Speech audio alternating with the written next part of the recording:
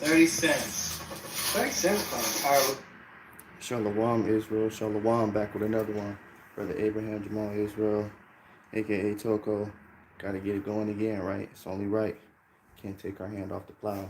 So we finna get into it with another video. I already got a title for you guys. The Lord Yahweh Ba'ashem Yahweh Shai is taking away the mirth out of this land. So let's just go ahead and get into it. You know, double honors going out to the sincere elders, brothers, and א.ק.א, א.ק.א, and affiliate brothers alike. Let's go ahead and do this right now. It's your brother YT back at it again with another video, a continuation of the homelessness series. This one right here is about van life. When you hear about van life, you might think luxury travels, you might think traveling in a Sprinter even, they consider that van life. Thing is, there are people that get old vans and they turn them into their house. This is what we're talking about on this one. Due to the housing crisis, this is how some people have to live right now. Family, you already know what to do. And if you're brand new too, thumbs up this video so YouTube can push this content out. Smash subscribe to join the tribe. And ring the post notification bell as well. Alright, let's get into it. This is how a poor man eats. $1.88. 30 cents. 30 cents for an entire loaf of bread. That's not bad. I didn't think that things could get any worse than they already are, being homeless, living in the car with my service dog. Okay, so right there, we're gonna stop right there. I'm gonna say something about that. Yo, even though we ain't got to New Mexico yet, you know, in my my other clip that I posted, you know, this is just a different, you know, series we're doing. But when I was in New Mexico, guys, let me tell you real quick, we're gonna jump, you know, fast forward. But when I was in there, I seen a lot of these motherfuckers out here with their dogs, bro. Let me tell you about that. I've never seen so many dogs before in one building. These motherfuckers had, like, I mean, they dogs just laying all around. Never seen none of these Edomites watch their dogs at all. And, you know, you had a couple of Jakes in there. You always got Jake trying to be like Esau and shit. You had a couple of Jakes in there with their dogs and shit, too, sleeping with them and everything else up under the sun. I'm like, bro, these niggas, man. This shit, you know, that's just talking about New Mexico, because I seen this chick with the dog and shit. And motherfuckers be saying it's their service animal, but it really don't be. Just letting y'all know. A lot of motherfuckers be out here like that, talking about, that's my service animal. Nigga, that is not your service animal. You got this dog out here suffering when it's already a damn dog. It's a mangy mutt. And you got this dog out here in the cold or whatever the conditions of your homelessness may be, you know, pertaining to your state. Either way, this shit is stupid. Like I said, I seen too many damn dogs. And not a single owner watched the motherfuckers at all. Bitches bringing in all type of fleas, bed bugs, you name it. I mean, just... I mean, probably transferring and commuting sicknesses between the owners and the other residents. I mean, you name it, bro. Just and this lady's in a car though. What I'm talking about, like I said, was in a shelter, bro. These motherfuckers had their dogs with them.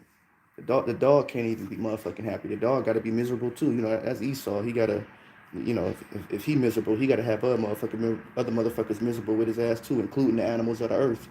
I'm just thinking like, dang, we out here waiting for the motherfucking bus to come pick us up and take us into town. You feel me, right? I'm waiting for the, you know, the shelter bus. You know, shout out to Matilda. You know, but we waiting for the shelter bus to come pick us up. You know, from the West Side Emergency Shelter to take us into downtown Albuquerque and shit. You feel me? But the whole time, these niggas got their dogs out here with them. And one of these niggas had their dog shaking in this bitch. I don't know if the dog was old or if it was sick or if it was just feeling the weather, but man, that dog was too in tune with the motherfucking weather, because how that dog was shaking, that's how I was feeling. I'm like, damn, man, it's one thing for a human to be going through this, but you got the animal going through this when it can more than likely get adopted at a dog kennel or pound or whatever the fuck you call it. Either way, the dog has a better chance because they care about animals more than people. We ain't even gonna go down that fucking route right now, but they clearly show you in 2020 that they take care of you know, animals more than people.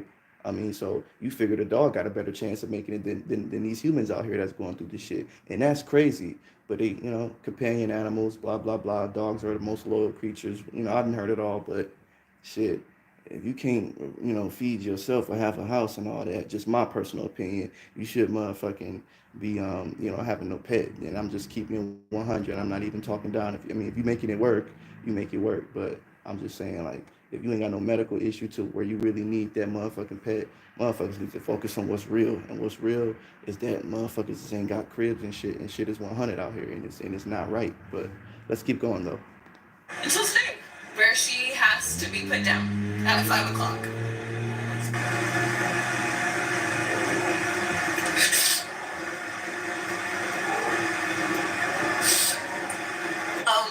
For those of you who are new here, let me tell you, see them tears. A lot of people. My bad, y'all. Sorry, Salakia. But see, what people are starting to realize that it ain't no look. See, a lot of these motherfuckers that's going through this shit right now, they're starting to realize, what us people went through in our youth and in our late, mid-20s, that there ain't no look to homelessness. Most people stereotype it like, oh, you got to be on drugs or you got to be a hooker or, y'all know what I'm talking about. I ain't just making this shit up. Y'all know, especially the people that was born in 95 and before. Y'all know what I'm talking about. People used to say it was a look. You feel me? That came with being homeless. But when I found out in 2014 at 19 years old, when I became homeless, it ain't no look, bruh. And if it was, because I wasn't, old enough to witness the homelessness of that era. But if it was a look, I could tell you right now, when I became homeless, it wasn't no damn look. Because you can be as normal as humanly possible, and your ass is out here without shit, and then motherfuckers looking at you like you on drugs or you this or you that or whatever. You in some weird shit, you involved, so you can't. The list goes on. The list fucking goes on. People starting to realize what I'm gonna tell you that they normal. They just going they going through shit. They in a rough patch. They down on their luck. They not on drugs. They not they don't have gambling addictions. They don't have alcoholism. It's just the way the chips fall, as my pop say. Life will throw you a curveball, as he would say. You know what I mean? That's my pops used to tell me. Sometimes life will throw you a curveball, or that's just the way the chips fall. People starting to realize that, like, now that are newly entering what the hell, how do I write this out? I never have to do again, and so many other people that I encountered over this 10-year time span. There is no look to homelessness, my dude. And like I said, and if it was, hey, okay, but it ain't now. At least since 2014, and I'm only accounting for my time. That's it. But we don't keep it going. Has been my service animal for 9.5 years. She was diagnosed with mammary cancer, so breast cancer for dogs, a year ago, and the tumor has grown the size of almost a softball. I took her to the vet last week because she started to show some symptoms of not her normal self, and they put her on a steroid, hoping that she would do better, and she did do better for 5 days, but now she has started vomiting and having diarrhea, which means the cancer has spread. So they told me it's time to put her down. I look homeless. Super homeless. I didn't do my hair today. Can you tell? Someone asked why I don't sleep in the back. Let me show you. Let me show you why.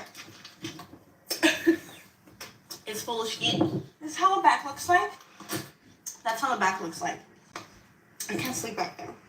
I wouldn't want to sleep in the middle seat anyways, just in case. Now, what did I tell y'all yesterday? Y'all see this woman? What did I tell y'all yesterday?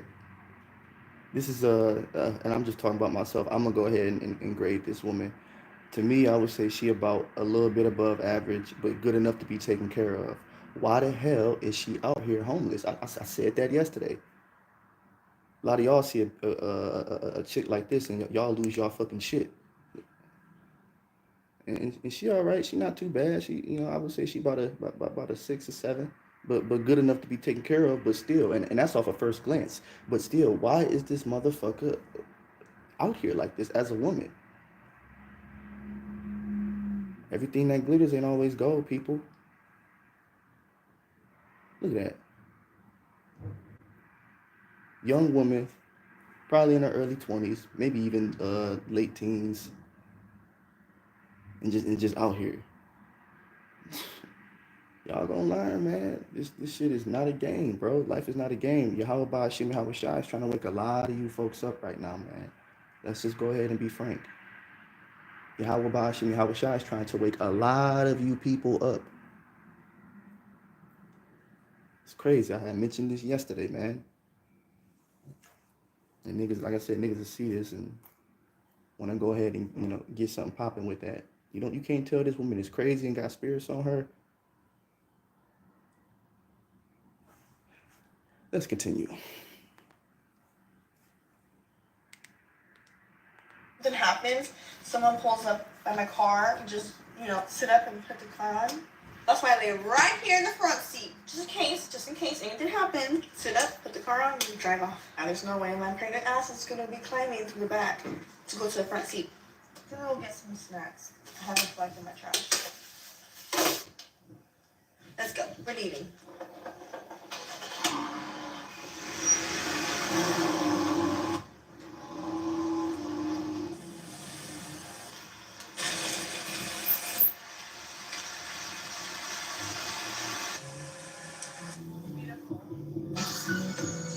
It's time to change.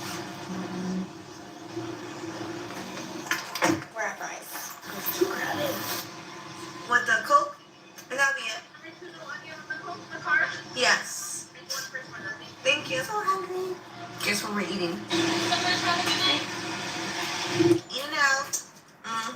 You know this is cheaper than McDonald's. Delicious.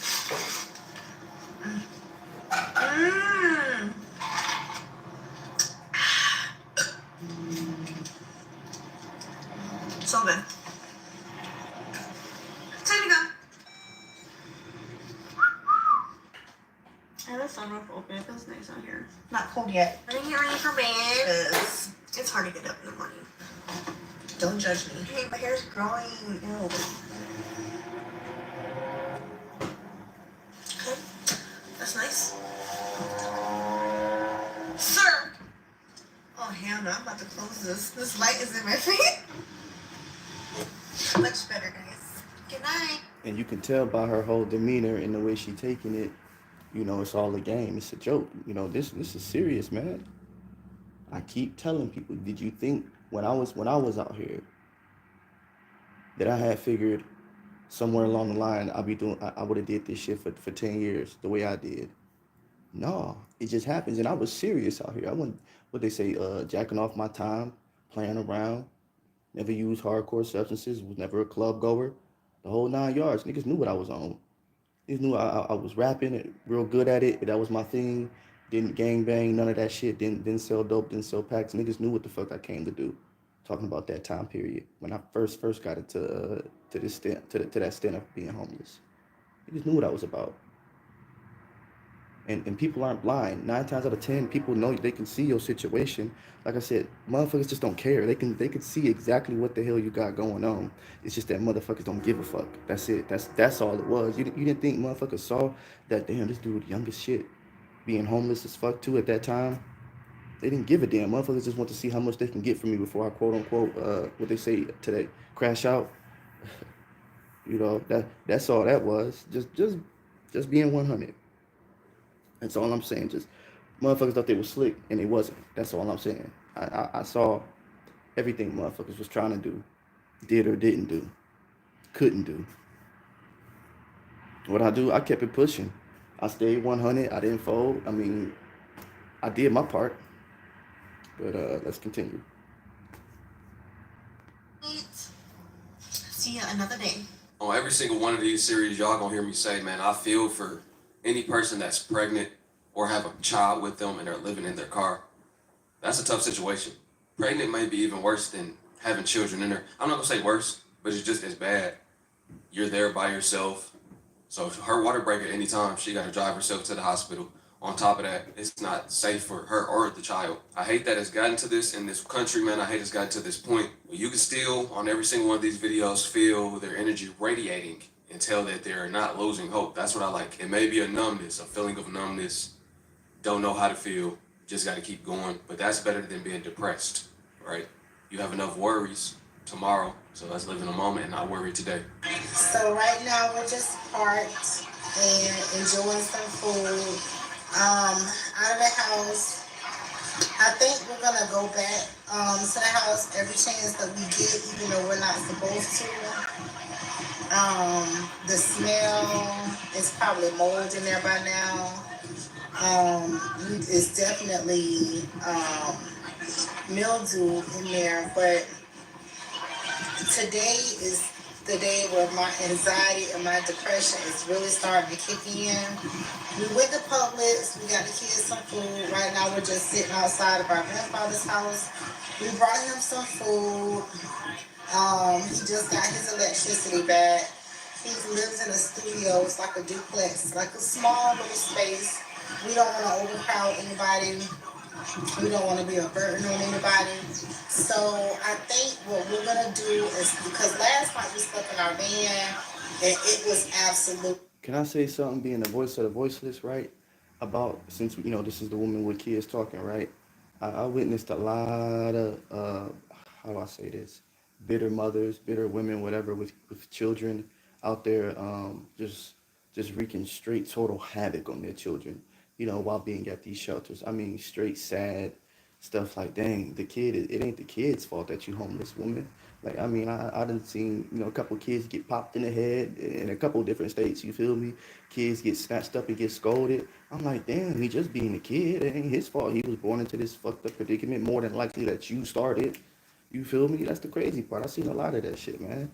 But it's like the old saying goes, children get it the worst, man. This shit is sad. A lot of fucked up, crazy ass women out here, and I don't know if they mad at the baby daddy for whatever reason, but it's that ain't the way to go.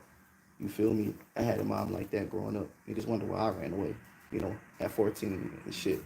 Niggas wonder why. Kids just don't fucking run away, man. I said it once and I say it again, bro. A child should be thinking about nothing but child shit. Plain and simple. I don't care, because they have to stay in the child's place. Remember what I said yesterday in yesterday's video? It's rank and order. Yahweh Shem Yahweh Shai has rank and order. Yahweh Shai, man, women, then the children. We can't put the children in an adult place. That's not their place, man. Not saying that you're not gonna go through shit, but even when you're going through it, you gotta make sure that child stays in their place. And then you can't become overbearing either. Just parent to parent, for my parents out there. Let's keep going. Insane.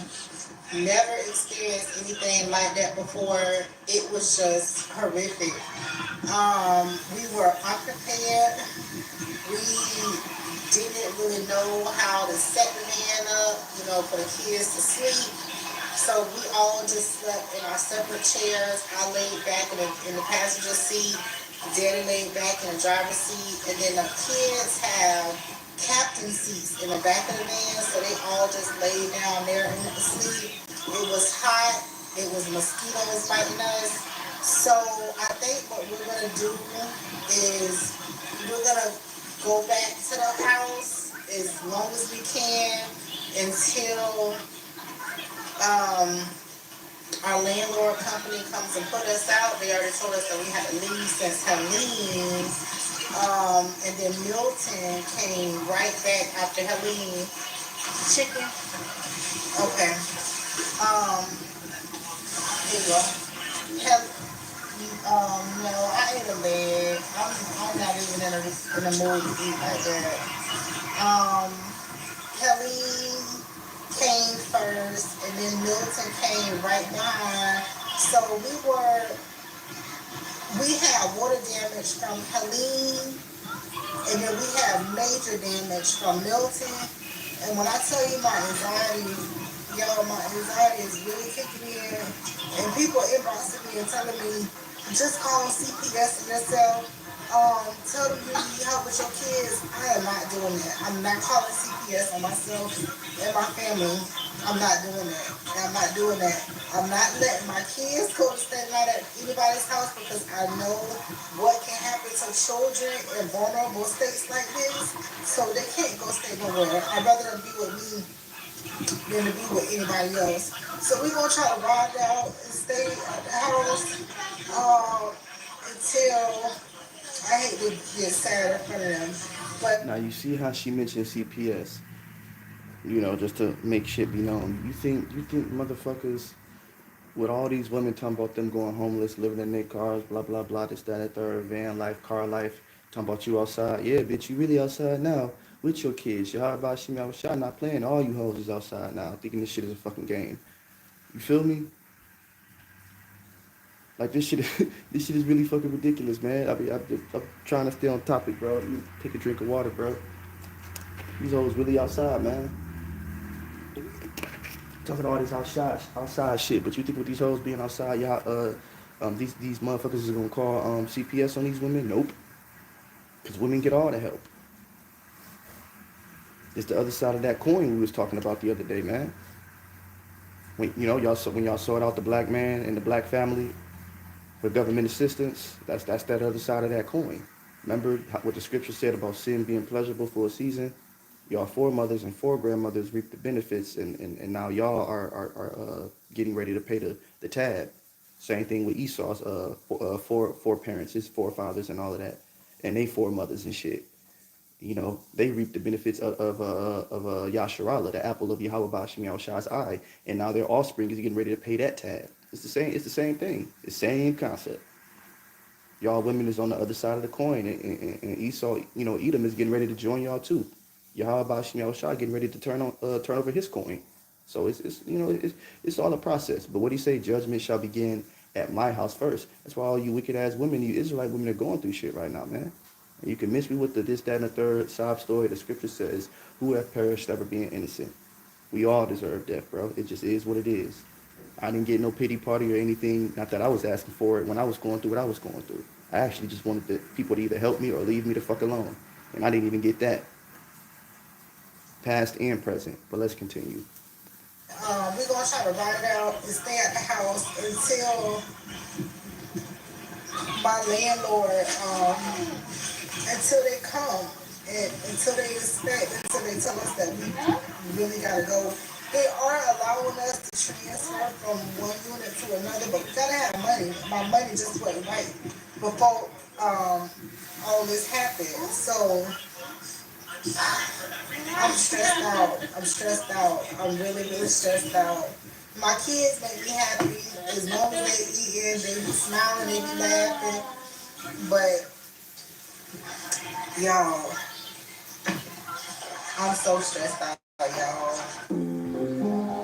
Every day I wake up wondering where. And that's crazy because she said the kids need to be happy. No, your Lord needs to be happy, woman. You women need a head. If you don't understand that, you will soon come the time of Jacob's trouble. Or you're going to wish you had one. That's who you need. That's who needs to be happy. It's a holy order that everybody is supposed to be in. Y'all women is out of order right now, man. And the Lord is bringing, what they say, the Lord is bringing y'all front and center, front and stage. Center stage, whatever the fuck, I don't know. I don't know no theatrical terminology and shit, but you niggas know what I'm trying to say. The Lord is got the daughters of Sarah on notice right now, and he using Esau to bring down that judgment. I'm going to stay at night. Being that I'm 63 and I should be homed somewhere in a nice place with a nice bed, I wish every day that I could be out. So I do a lot of wishing. I wish I could find some place and cook a meal. And it's hard living here because I'm in my van because I'm limited to what I can do. So I've got a lot of dreaming going on. This is my house and my bed and my storage underneath, my ice chest, my clothing. My bucket is, just a 5-gallon. You have your plastic bags. You have a toilet seat, which I got at Walmart, and it is a toilet seat, a plastic. It works just fine. Not a lot of room. You get used to it, though, when you have to. You make it your own. It's hard to decide what you're going to do every day because you're spending a long time every day waiting in your car to live your life because there's not a lot to do. It can happen to anyone. It happened to me and I never thought it would happen to me. As long as it... I'm so glad this Edomite said that. She hit the nail right on the fucking head. Now you notice how she said, I never thought it happened to me. That's how it is. Regardless of age, regardless of status, regardless of anything, any deciding factor, anything you would put as a factor to categorize an individual or a human being, being homeless or homelessness doesn't care about that. That's just simply put from someone that been there. She said it, man. She said, I never thought, and this is an elderly Edomite, if you could tell. This is an old woman. Don't give a damn. Yahweh Bashim Yahushua is not a respecter of person. Probably thought she was good back in the day. It don't matter. I'll make it work because I need a place to live. So I would make it work. You live one day at a time and you hope that things get better for you. Hi there, my name is Tyler, and even though I work between 50 and 60 hours every single week, I am homeless living here in my car because of inflation. There wasn't any help to keep me in my apartment, even though I paid my rent on time for 3 years. I got behind just 2 weeks because I lost my job for reasons outside of my control. And I called the city, I called the county, I called the state, I called charitable organizations like Salvation Army and churches, and I was told time and time again that there was no help for me. The most that was given to me was being put on a 7-year wait list for possible affordable housing. I believe that this is wrong. There's so many hard-working people like myself, tens of thousands of Not to pause it, but didn't I just say that? I said that yesterday, bro. The brother, not the brother, but this Edomite just said it. They saying they can't help me. When I was in New Mexico, these motherfuckers were saying, oh, no, we can't help you unless you're on drugs or unless you're disabled. This dude don't look like he's an addict. He doesn't look like he's disabled mentally or physically. So how come why they can't help him? A lot of y'all are finding out what some of us have been known, bro. They told me when I was in New Mexico, bro, oh yeah, we ain't got no funding. We ran out of motherfucking money for funding. This is before the election, so I'm like, damn, where all this money going? Then I found out, Kamala Harris ran off with 20-something odd $1 million. I'm like, oh, that's where all that funding went to from the shelters. Oh, okay, yeah, this bitch ran off with all the money. That makes sense. Side note, but let's keep going. working Americans that are out. Oh, and I don't vote. This is coming from someone who doesn't vote. Haven't voted, don't care, never will, and I don't give a fuck. I just like watching it, because who doesn't like watching a good shit show? Who doesn't? I mean, everybody loves a good shit show. Everybody does. Here trying to survive, but we can't afford a place to live anymore, and we're being forced to live in our cars, and I believe that is wrong. Perfect example of being one paycheck away from homeless. Literally, 2 weeks caused him to be homeless, have to live in his car. Humble yourselves, everybody, humble yourselves. This is why I say, let's not judge homeless people. Let's not look at them like they're less than human. I never did, me personally. Everybody's human. I'll have a conversation with anybody. I'll talk to anybody. I've talked with plenty of homeless people and gotten their story, or I didn't even know they were homeless and sat and talked with them. Sometimes they didn't even ask for money. They're just telling me, you're the light, that they see me for who I am. And, it was probably good that they could feel our energy. Me and my cousin both. During the pandemic, we would sit and talk to a lot of homeless people. We would give money, and not on camera or nothing like that. And I'm not even saying it for validation right now. I'm just giving you a story or understanding of where I'm coming from. You never know what nobody's going through. You never know how they got in this predicament. It could have been somebody that's working. A lot of these people right now are working. They're working individuals, and they're on the streets. So they're not lazy. It's not the fact that they don't want better. It's the economy. Back there, it is the perfect spot to be able to be urban, be stealth. We're gonna cook our meal right here in the back. Let's hop to it.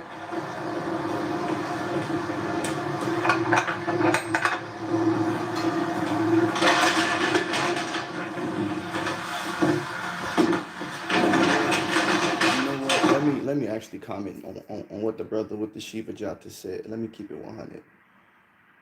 A lot of folks become homeless, and people do know what the fuck is going on. The scripture says that, the Lord is not the author of confusion. Only Satan operates with confusion. Another word for Babylon is confusion. That's why all you niggas is confused now.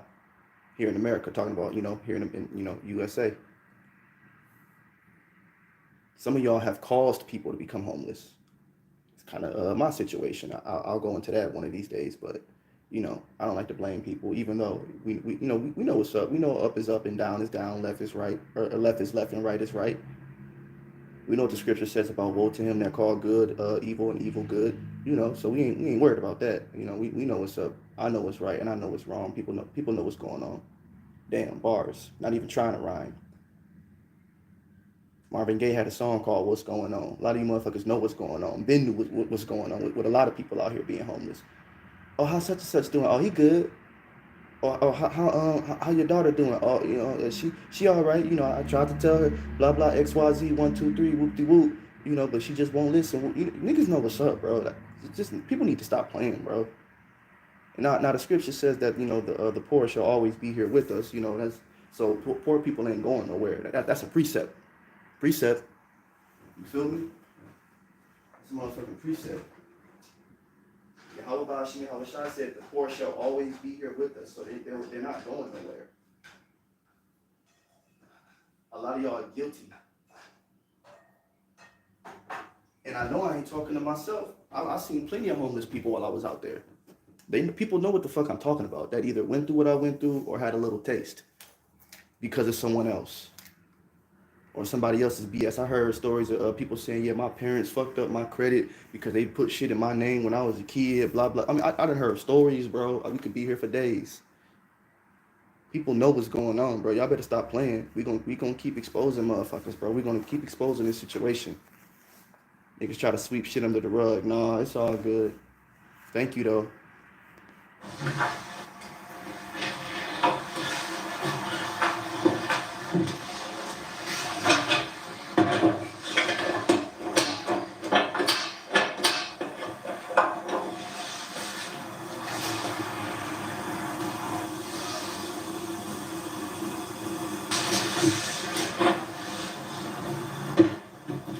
So I want to go ahead and address the concerns. Okay, well, I don't know what he's talking about, but I'm gonna mute him while I say what I gotta say. But you see, and you can read the subtitles of what he's saying if you still want. But you see, motherfuckers is finding out also as well that it ain't about how good you do. It ain't about your good intentions and all of that shit. It ain't about how hard you work, how hard you save up. You heard Homeboy a couple slides ago said he working 60 hours and living in a car. It ain't about none of that, dude. People are finding out. Homelessness is like that character from Tekken 4, you know, just on some video game shit. Combat. Nigga could mimic everybody's motherfucking style. Nigga, homelessness is combat. You niggas playing Tekken 4 right now. Combat can mimic anybody. It could be anybody. Homelessness can happen to anybody. It could be anybody, any face, any look. Actually have carbon monoxide alarms set up in my van. So what I've done tonight is I actually grabbed one of those carbon monoxide alarms and brought it with to have here as a backup to the no oxygen sensor. So we've got backup. Okay, well, I know a lot of concerns are, well, what if your carbon monoxide is faulty? Of course you want to test it and make sure that the so we've tested it, it sounded back to us. Okay, cool. I still don't trust it. So not only did I bring one alarm, but I also brought 2 alarms. This is another carbon monoxide alarm. This one actually also has a digital readout on it. So if we start seeing any sort of carbon monoxide built up in here, that is going to let us know. And of course, we're going to test it. Boom, we know that one's working. Even beyond that, I don't believe that these U-Haul trucks are any sort of airtight. But I am going to open up about maybe a ½ inch to an inch worth of space underneath the door just to get a little bit of oxygen in here, help keep it fresh and whatnot. So anyways, I wanted to address those concerns because it is very, very important for any of you out there doing any sort of camping with heater in a confined space, any of it. Just make sure and take the extra precautions and take life into your own hands and don't rely on something else. So anyways, now that we've got that covered, check this space out. This is like living in a tiny house. My Volkswagen is a fraction of the size of this. So it's pretty cool to be able to have this all set up and move about. I can't wait to get to cooking some food and just chillax and enjoy it. Hey y'all, it is 1:52. You know, Esau used to living like that. I just got off from work and found a spot to lay tonight. It is 46 degrees, you guys. I did not realize it was gonna be this cold. I'm bundled up in my thickest blanket. I still have my work clothes on, which is leggings, a hoodie, and a hat, and some socks. Y'all, look at the curtains. See what I'm saying? There go another one. There go y'all God right there. That's y'all God. That woman end up another pretty face out here. Why is that, man? Because like I said, a lot of brothers realizing the juice ain't worth the squeeze, shorty. Yeah, you look good and all, but it'll be another one for brothers that deal with women. They realize it'll be another one. She'll be less talkative. She'll be more responsive. Less miles on the box. Maybe even a lot younger. You see what I'm saying? Rise up, you women that are at ease, man. About 5, 6, 7 years ago, you do the math. That's 2018, 2019, right? 2020-ish. You women were living your best life. Couldn't nobody tell y'all nothing. It was your best life. Now y'all outside, but now you realizing, yeah, you really outside now. A lot of y'all fucking around and finding out all this new shit that's popping up out of nowhere that y'all wasn't saying in 2022. You know what I mean? Yeah, when you niggas is fucking around and finding out, and you niggas is crashing out. All this new lingo. Niggas think they slick. We're gonna touch on that later, in a different video. The Lord said, yeah, you want to copy people here, be homeless. Now copy that. You want to build on the foundation? Okay, we're here. Be homeless. Copy that. You niggas gonna get tired of doing that monkey see, monkey do ass shit. Or you think it's cool to try to mock people or mimic people? Okay, well copy this. He gonna put you through that same trial they went through. You ain't gotta like the truth. Put you niggas through that same trial. Go ahead. You niggas gonna learn to be yourself. Excited. They are perfect. Everything I could ever imagine. It's like Thought this homeless shit was a fucking joke. no, but they're amazing. I can't wait to see how they're gonna be in the morning. But yeah, wish me good luck this night. My car does not pump the best heat, so there's no point even leaving it running. So I'm just gonna get some more blankets at some point, and yeah. But I hope you guys have a wonderful night. I have a really small dysfunctional family of women consisting of my mom, my sister, and my stepmom, who I don't speak to. But what those three people have in common is that they've never had to earn $1 a day in their life. So they've taken to calling me homeless as an insult or a guilt trip to get me to go be more normal or rent an apartment, which I'm not going to. Because Wait, real fast, hold on. Eating this breakfast real quick. Real quick.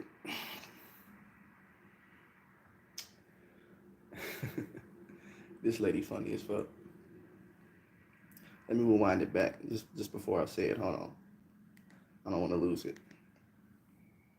I have a really small dysfunctional family of women consisting of my mom, my sister, and my stepmom, who I don't speak to. But what those three people have in common is that they've never had to earn $1 a day in their life. So they've taken to calling me homeless as okay. It just came back to me. Homeless. Now, let's clear something up, for people that might not know, because this is new to a lot of people. People can act like it's not gonna happen to them, but if somebody come with a survival guide like Ned and them, I'ma listen. You feel me? That's a shout out to Ned's survival guide. A little TV show niggas used to watch. But let me tell you something about being homeless, because a lot of you motherfuckers is homeless now and don't even realize it. By definition, homeless just means you are without a house, meaning there is no house in your name or an apartment in your name. That's what being homeless mean, bro.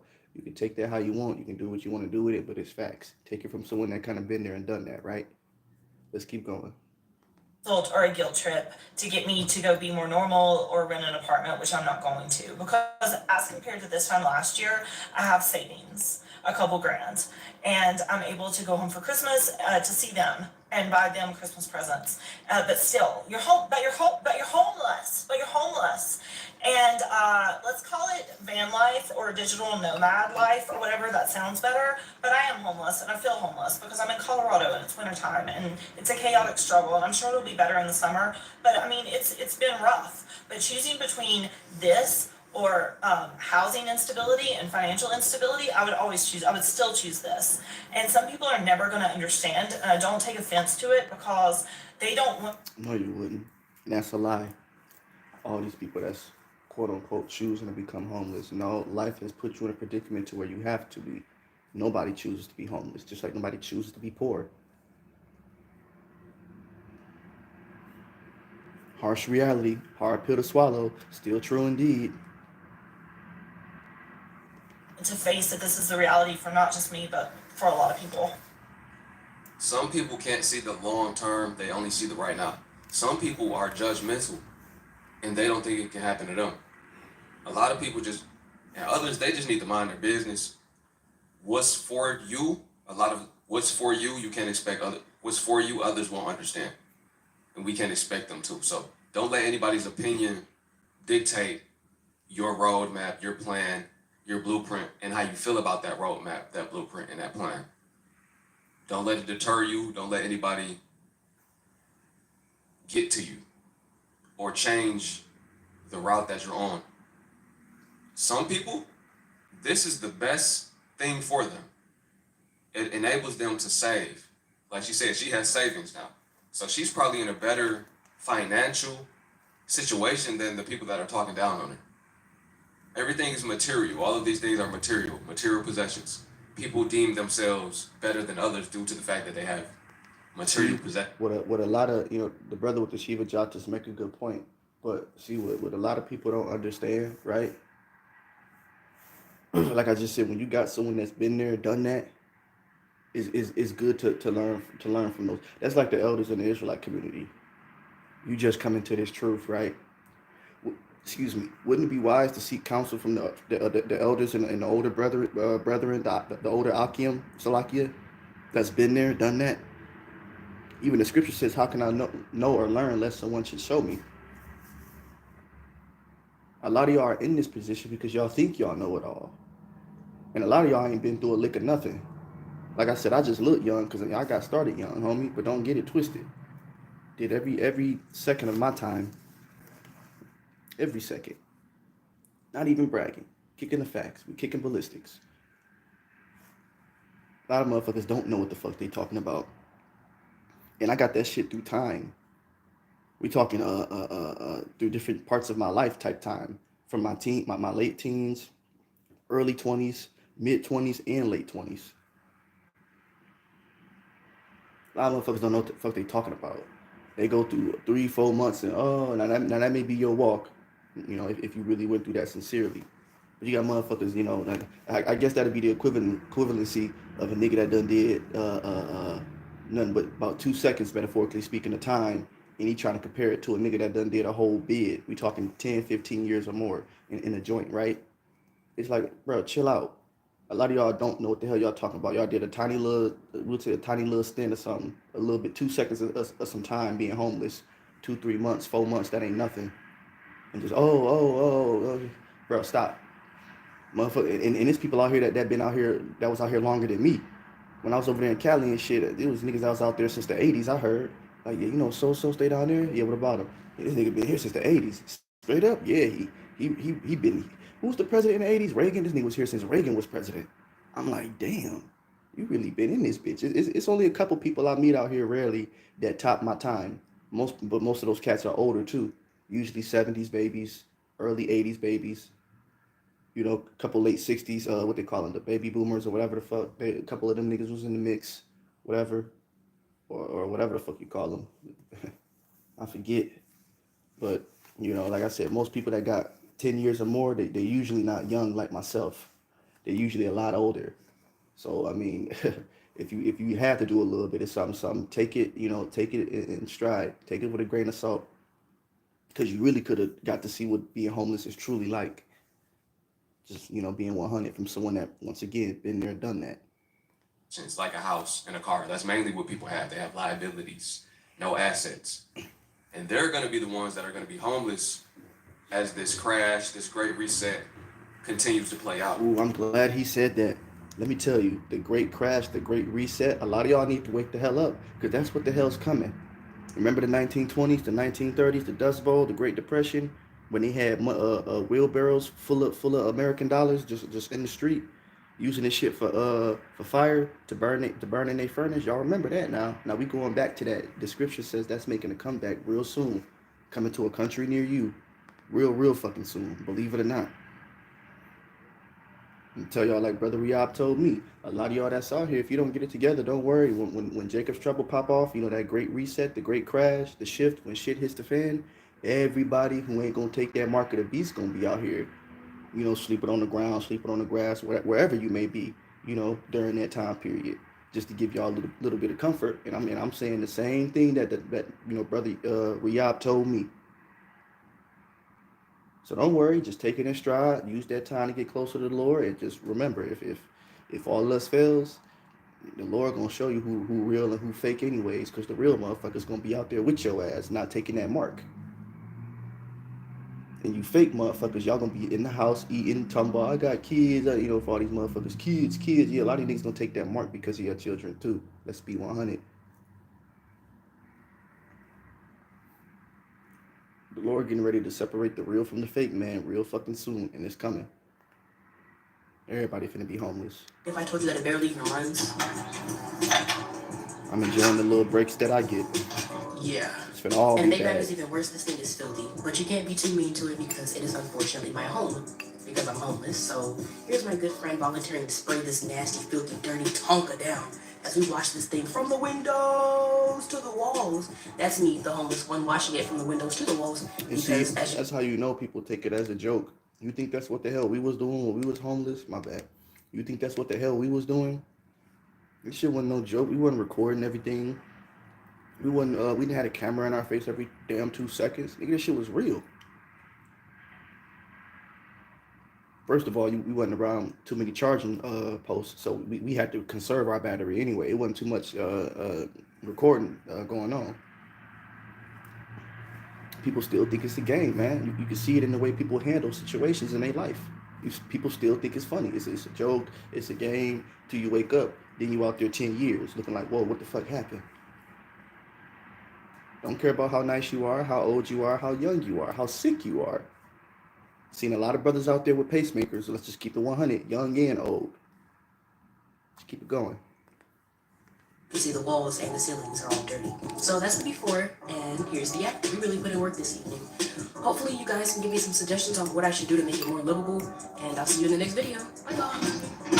I was homeless for a little while. I lived in a 1974 van that literally barely started on a tiny little surfing village with a population of less than 1,000 people. Every single day I would wake up, go to the beach, surf all day, go back to the rainforest where me and all my friends camped out, and I repeated this lifestyle for an entire summer.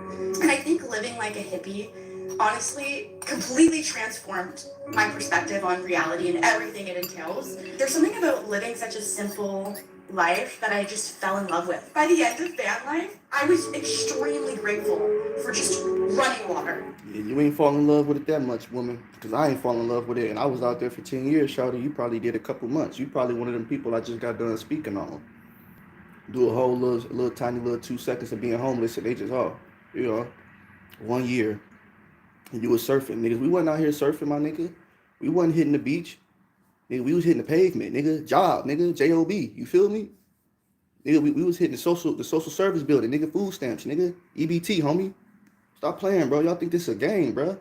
Ain't nothing funny about this shit, bro. We was really out here, dude. In certain shelters, niggas had to be outside by 5 p.m. or 5 a.m., 7 a.m., 8 a.m. Niggas out here think this shit funny. You talking about you got friends. What you know about being homeless and not being able to trust motherfuckers? What you know about that? I would think this shit funny, bro. There ain't nothing funny about this shit, man. And I don't know, I think there's such beauty in a reset that comes with that. Before I was a hippie, I feel like I was like a caterpillar, and now I'm just a butterfly. You know, I've transformed so much. I'm just so excited to show you guys the real me. It can be a beautiful experience.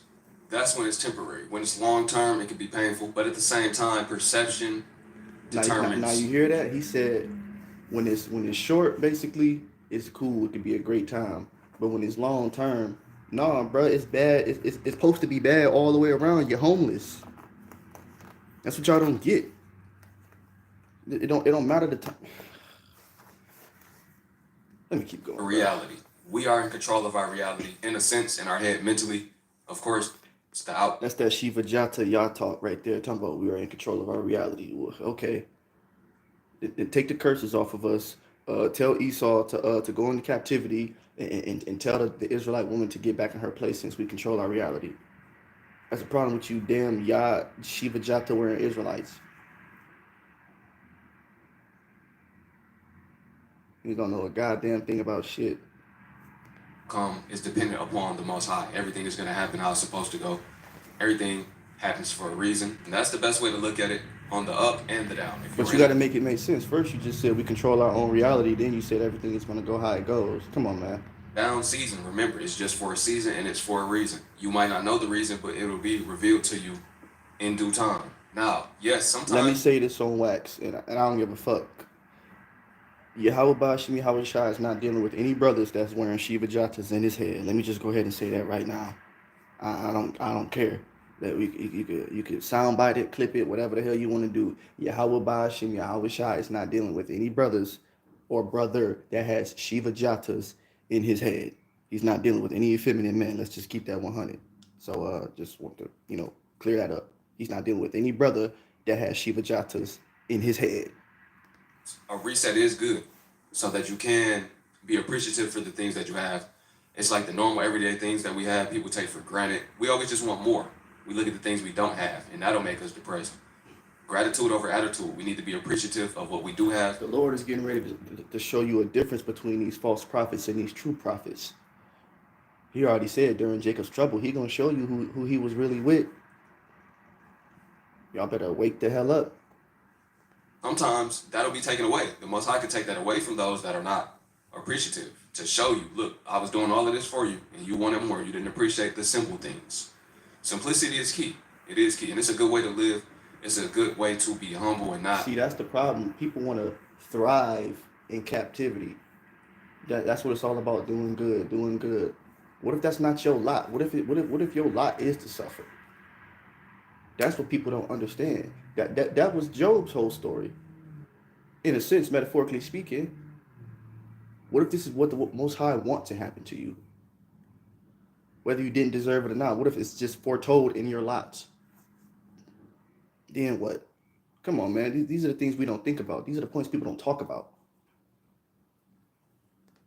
Get outside of yourself and simplify and over tap into your ego. A lot of people are living in their ego and they need humbling, and pride comes right before destruction. It comes before a decline. It comes before correction. Listen, man, it's your brother YT. Let me know what y'all think about this one. What do y'all think about van life? Are you currently living in your van or your car? Let me know. And are you doing it because you have to? Or are you doing it? People think it's a joke. So that you can benefit game. Yourself. It's funny. That's the problem with people. It's okay, that's that live right there. Hey, good shit. Yeah. Like I said, motherfuckers think this shit is a game, bro. Ain't nothing funny about being homeless, bro. Only thing that made it worth my while is that I came across this truth when I was out there. I came across Yahweh Bashim Yahweh Shai. I came across blacks, Latinos, and Native Americans, being the true descendants of the biblical Jews. So within all that time, it was definitely worth it every second. Believe that. You could definitely take that shit to the bank, as they say. Yeah, your boy definitely learned something out there. Because to be out there all that time, or even your short amount of time, and not learn nothing, then what was the point? As like one girl said, what she say? She said she missed being out there or some dumb shit like that. And it's like, motherfucker, okay, Yahweh Bashim Yahweh Shai gonna see if you motherfuckers really miss what she say, hippie life. Okay, he gonna show you motherfuckers what's going on, bro. He gonna show you motherfuckers when we all have to go out there, when they come out with that mark of the beast, we gonna see what's going on. We gonna see who really gonna do what he gotta do. What we say in our community, shoot, we gotta do what we gotta do, man. Get it out the mud. Okay, well, Yahweh Bashim Yahweh Shai is gonna see who really gonna get it out the mud when they implement that mark of the beast, that Neuralink chip that Elon Musk is coming out with. When they cut off all food supply and all resources and force everybody to get that shit, we gonna see. Don't worry.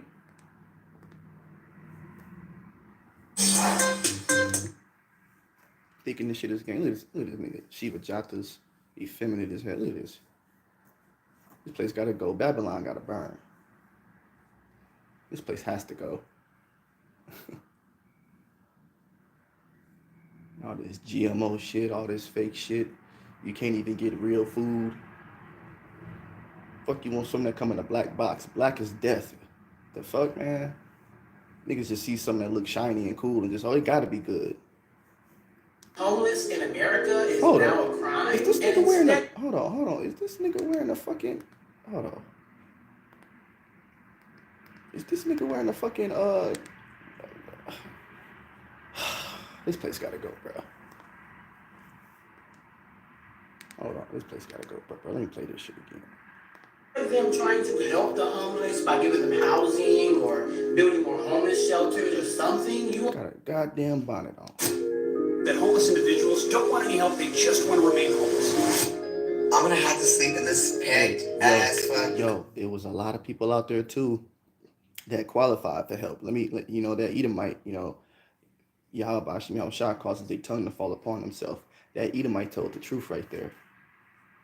A lot of the homeless people I was encountering that actually met the qualifications of either being addicted to some type of hardcore substances. I know punk ass weed, but I'm talking about hardcore shit, or either had a mental or physical disability. Them motherfuckers, a lot of them didn't even want no help. I'm like, so you qualify for help, you can get help, rapid rehousing, Section 8, the whole 9 yards, vouchers, you name it. You can get all of that and you don't want it? Man. But they telling us normal people that's, you know, no, we're not addicted to any hardcore substances. You know, we don't have mental and physical ailments, but they telling us, oh, we can't help you. Okay, but the motherfuckers that you claim that you're trying to help or that you do help, they don't want it. See why this is Babylon? The confusion this is confusion. This is bullshit. Yeah, that Edomite told the truth. He told the truth though. Somebody help me, I'm homeless. What are we gonna do? I'm gonna tell you what you're gonna do. This is what you're gonna do. You need to turn to Yahweh Ba'ashim Yahweh Shai before it's too late, before the great shift happens. The second Exodus, many names. Armageddon, many names. All the same results. Yahweh Ba'ashim Yahweh Shai returning to the earth, setting up his throne under King David, the 12, the 144, the 1/3, so on and so forth. It's all the different names, all the same in results. It's the same end game. That's what people need to get ready for. Niggas said they're gonna hand Yahweh Ba'ashim Yahweh Shai a check or the gold. You're gonna hand him his own money.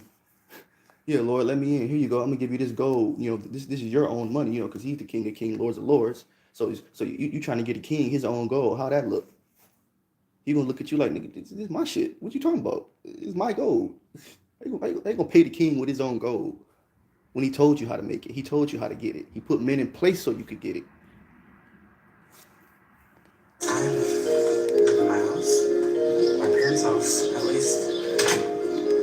And I guess I'm officially homeless now. They look like tired travelers waiting for a flight, but take a closer look. These people are actually homeless. Do you see yourself doing this the rest of your life? I'm 68 now. Whoa, the scripture says there shall be no whore of the daughters of Zion, the daughters of Sarah, right? It just says 68 years old. Look at that, look. Homelessness sucks. Okay, well, it says 68 years old, still selling her body. Who the fuck is buying this shit? See, this is wickedness, bro. We got to somewhere outside, somewhere out there. It's a simp saying, "Leave her alone." You know these simps. It's a simp out there saying, "Leave her alone. Let her do what she got to do." When y'all women gonna understand, man, that y'all are a weaker vessel for a reason, and that y'all are so easily manipulated. Not in a good way. It's a good way to do things, and it's a wrong way to do things. A lot of y'all are being manipulated in a wrong way, being coerced in the wrong way, and then some of you rats know what you're doing. Plain and simple. Today we're diving deep into the lives of people who've fallen on hard times and are now living on the streets. And yeah, one more thing, subscribe, because my subscriber conversion is lower than inflation. So subscribe to beat the inflation. Being homeless in America is now a crime, and instead of them trying to help the homeless by giving them housing or building more homeless shelters or something, you want to throw them in jail? Yeah, Esau not playing with y'all, man. See, a lot of this is, you see, a lot of y'all new to this. Y'all not true to this. This is new to y'all. I've seen a lot of bullshit in my 10 years. Had to deal with a lot of bullshit. Esau tired of y'all shit as well. It's illegal to be sleeping on a park bench now. They making camping illegal. Because a lot of you motherfuckers can't get help and you don't want help. And then a lot of motherfuckers that don't qualify, you know, like myself and others that tried to do it, but we had to do it off the strength of the muscle.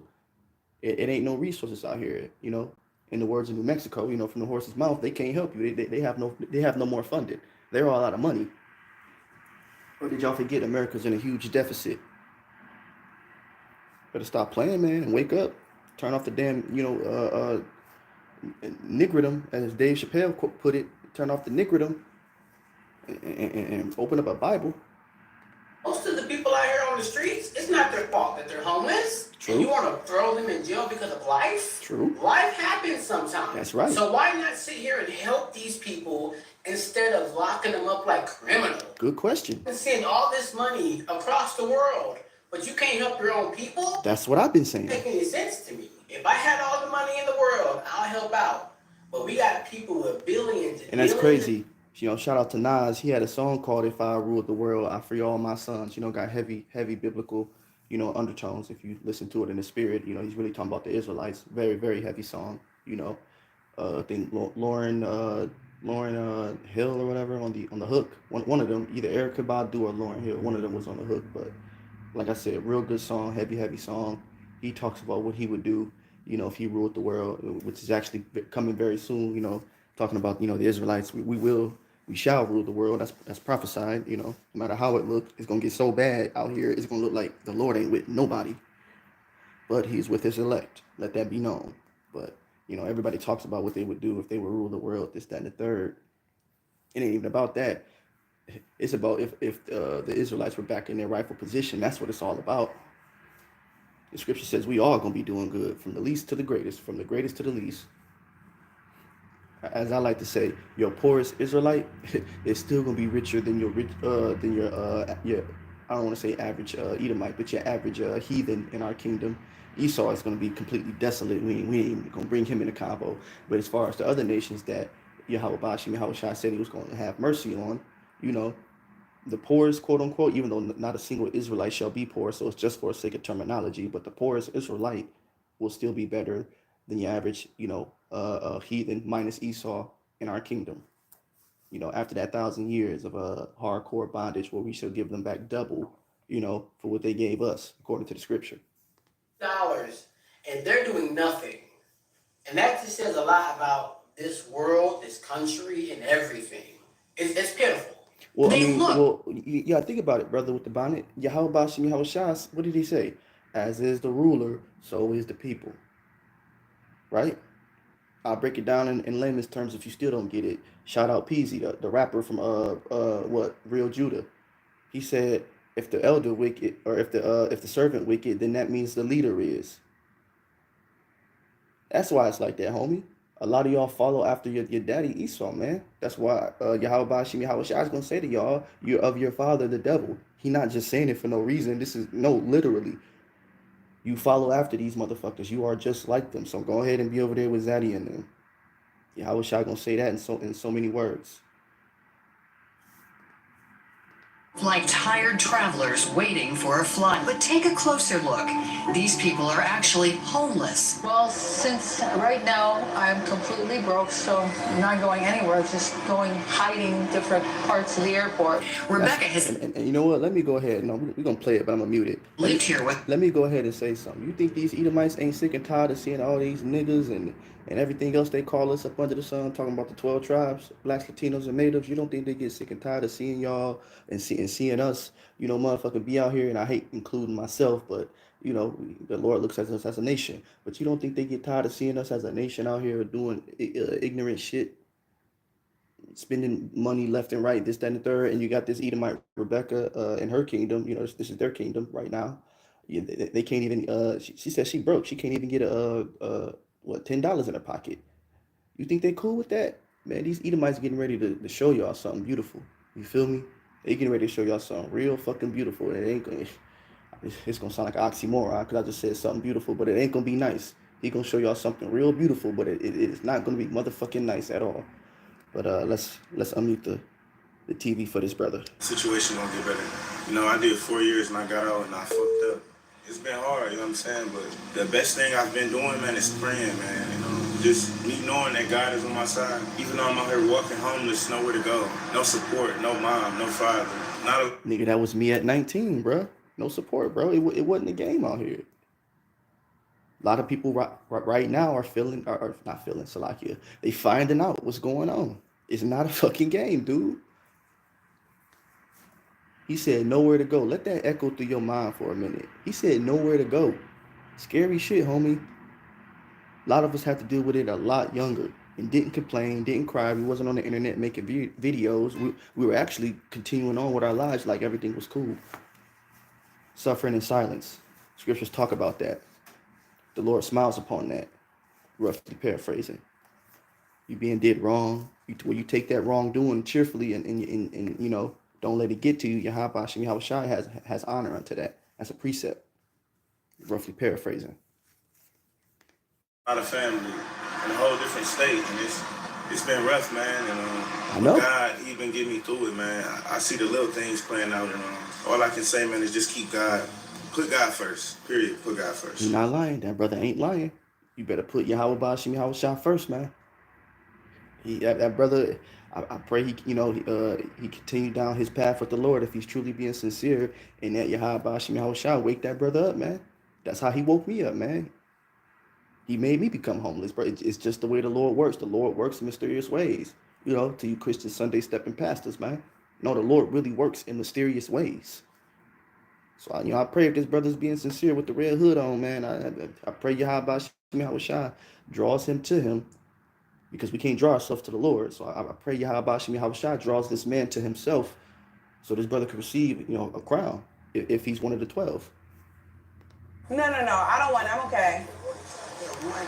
One time? No, thank you. No. No, it might hurt me. Yeah, it could kill me. I don't know what that is. No, thank you. You want to tell me personally? I got you. No, thank you.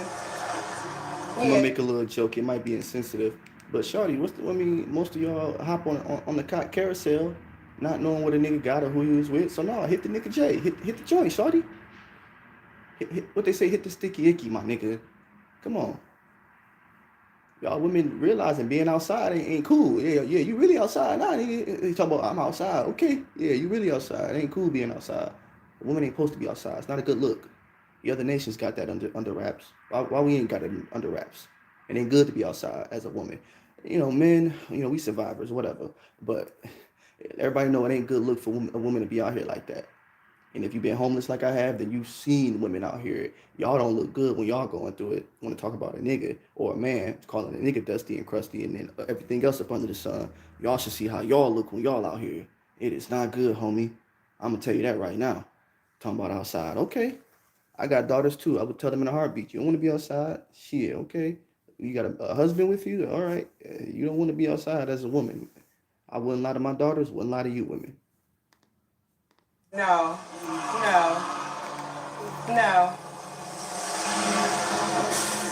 Have a good day. No. Okay.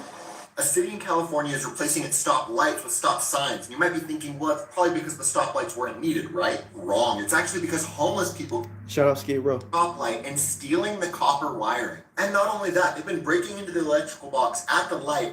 I'm surprised they ain't got a shot of poop in there. Over it and trailing it back to their RV or homeless camp to get free electricity. They spray the ground with power wash to clean the shit up.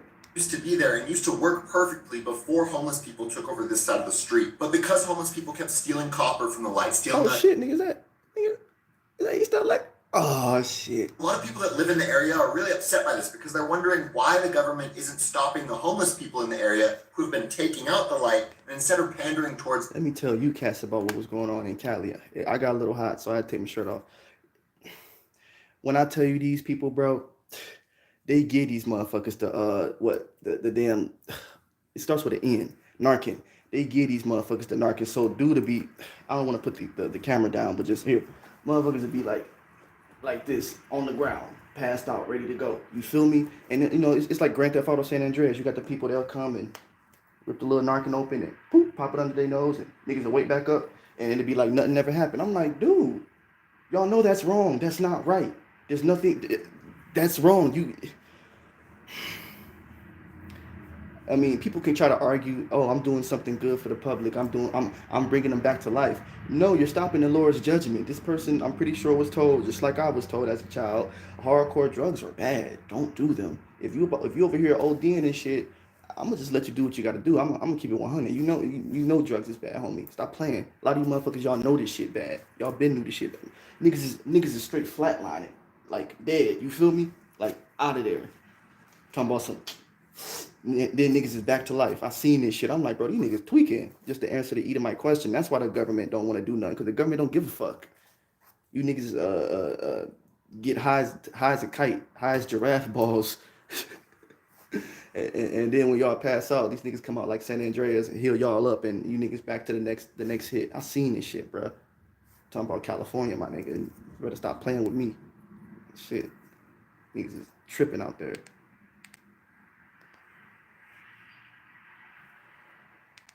My bad. All right, there we go. Let's play it again. Them and replacing the light with a stop sign. Now, the government has said that eventually they hope to get a light back in and working, but honestly, people in the area have said they've lost hope and that this is most likely a sign that the government is never going to fix it. And because they won't fix it. Here's myself, I don't think it's ever going to get fixed. But that's my opinion. What do y'all think about that? You was there for 2 years. I was there a year and 10 months. Hoffman was totally broken. She weighed 93 pounds and was living on the streets. She was in fear and pain, addicted to very hard substances. She was ready to end it all. She had multiple serious infections. You notice how it's only a problem when it happened to certain people? It's not a problem when it's happening to just people in general. When it happens to certain people of a certain class, you know, the middle class that like to talk a lot. That's why you niggas being wiped out, you know? When it hits a certain class, because, you know, they're upper class for a reason, it ain't gonna happen to them. But when it hit that middle class, everybody be talking about, you know, that now it's a problem. No, it was a problem when it was hitting people in general. It wasn't a problem when it hit your comfy or not comfy middle class lifestyle. It was always an issue. It was always a problem. Now a lot of middle class folks is going through this shit. Now it's always an issue. And then a lot of upper middle class as well are going through this as well too. No, it's been an issue, homie. It was an issue in 2014 when y'all was living y'all best life. You feel me? Bitch, you guessed it. Remember that? You was motherfucking right. No, you motherfuckers was motherfucking wrong. Remember that, bitch? You guessed it.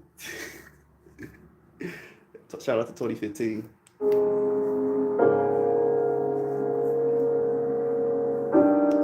Some of us been living like that. And for the people that was going through it even before I was going through it, when I thought I was all good, they been living like that. Like I told you about that brother that was homeless since the 80s. Yeah. Y'all getting a taste. Yourself on a deserted island in the middle of the ocean. I don't know how it happened, plane crash, I don't know, but that's where you're at. Also imagine there's a telephone there. Don't question it, just go along with me. You pick up the phone and someone on the other end says, hey, I can send you one of those rubber yellow life rafts. Do you want that? And you're thinking to yourself, I'm in the middle of the ocean. I have thousands of miles before I can make it home. There's no way I'm going to make it on a rubber life raft. So you're going to say no. You're not rejecting the idea of help. You're rejecting that kind of help. Now, if the phone said a cruise ship's going to come by, you're going to say yes.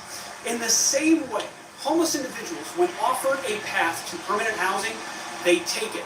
But if in the city you live in, their options are an overcrowded shelter where they have to sign up for religious services and they're not ready for them, they might say no. It's not that they don't. He hit a good point right there. Even the sun blinking, the sun's agreeing. Dog hit a good point right there. Let me tell y'all something. A lot of these shelters, a lot of them I went to, you know, over the 10 years, I've been to a lot of different shelters across the country. Let me tell you something, right? A lot of them had a little religious program where you had to go to this Sunday service type shit, you know, faith-based. I call it fake-based, but, you know, faith-based organizations and shit.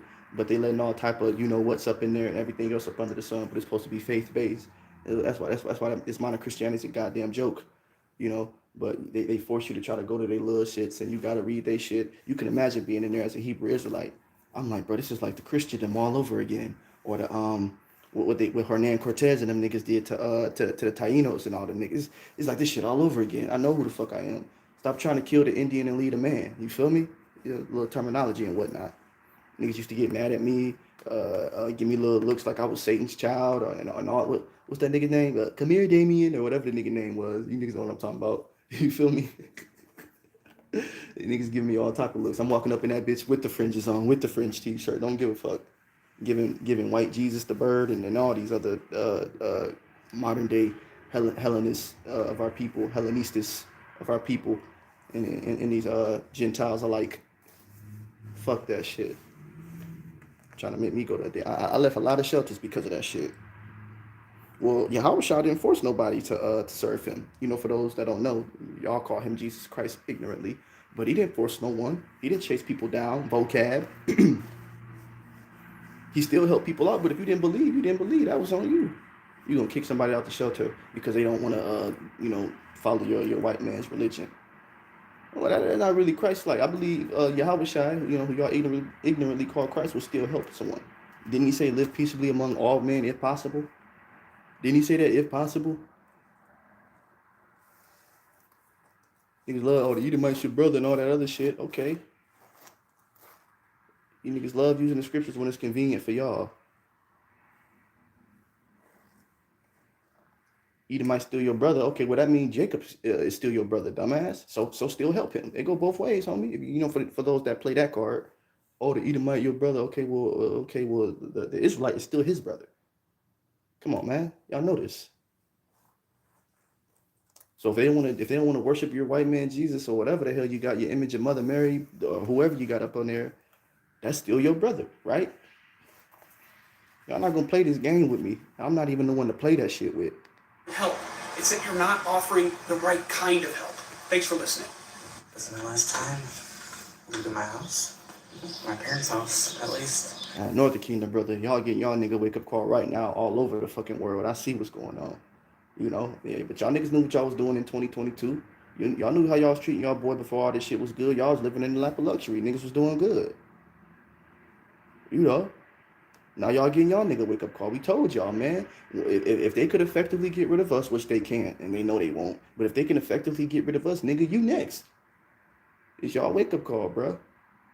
Illegal or valid. It don't matter if you're illegal or you're a valid citizen. I'm talking about Northern Kingdom as a whole. No differentiation. If I butchered that word, sorry. No distinction. Oh, we back to this one. Hold on. I'm 68. That was that first one. Now look, it say selling her body at 68. How the hell? What the fuck is wrong, man? The hell is this shit? 68. There's nobody. They already teasing me. I'm the oldest in Tucson. This bitch is in Tucson, Arizona. Good night. That's how y'all getting down out there, y'all Arizona boys. Any more? Just like as. Hold on, wait. He said what? As you need to. Hold on, wait. What does Edomite just say? Hold on. Okay. That's old. So how long are you gonna do this? Just till you can't walk anymore? No, this nigga did not. Notice, he just said you gonna do this till you can't walk no more. No, this nigga did not. I mean, what the rate she going, I can't even blame him for asking shit, but he only asking what all of us is thinking. Just like as long as you need to. I'll have to slow down in the future, but In the future? I can't just keep doing it. Yeah, that's so clean. Hold up. Right? I came from Florida. Hold up. And How long you been out here?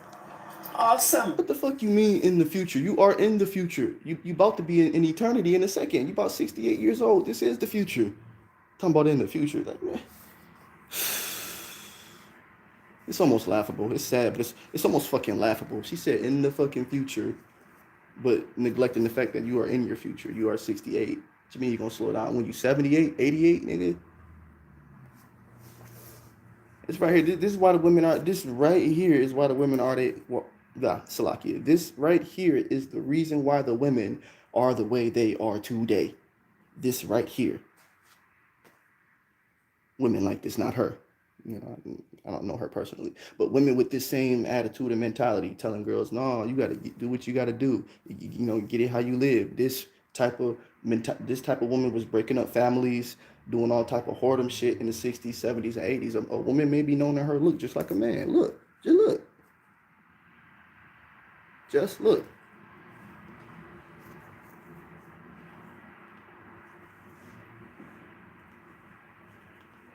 Okay. And I came to look for an Indian husband. And I get an $800 check every month. Social Security. But that's all they give me is $800. So I still have to come out and try to work a little bit. $800 a month and $90 in food stamps is not much to live off of. So I come out and I pick up a few dates. Now the most interesting man that I met was a middle-aged white man. He was about 60. And we went to his house and he paid me $100 and we watched Disney Borden on television. And I gave him a nice job. That was one of the exciting adventures. There you go. And then, Did you say Disney? huh? Did you say Disney? No, Lizzie Borden. Lizzie Borden. Oh, Lizzie Borden. Bitch talking about some Edomite coming to this shit. You women out of your goddamn mind. Y'all niggas is lost in the fucking sauce.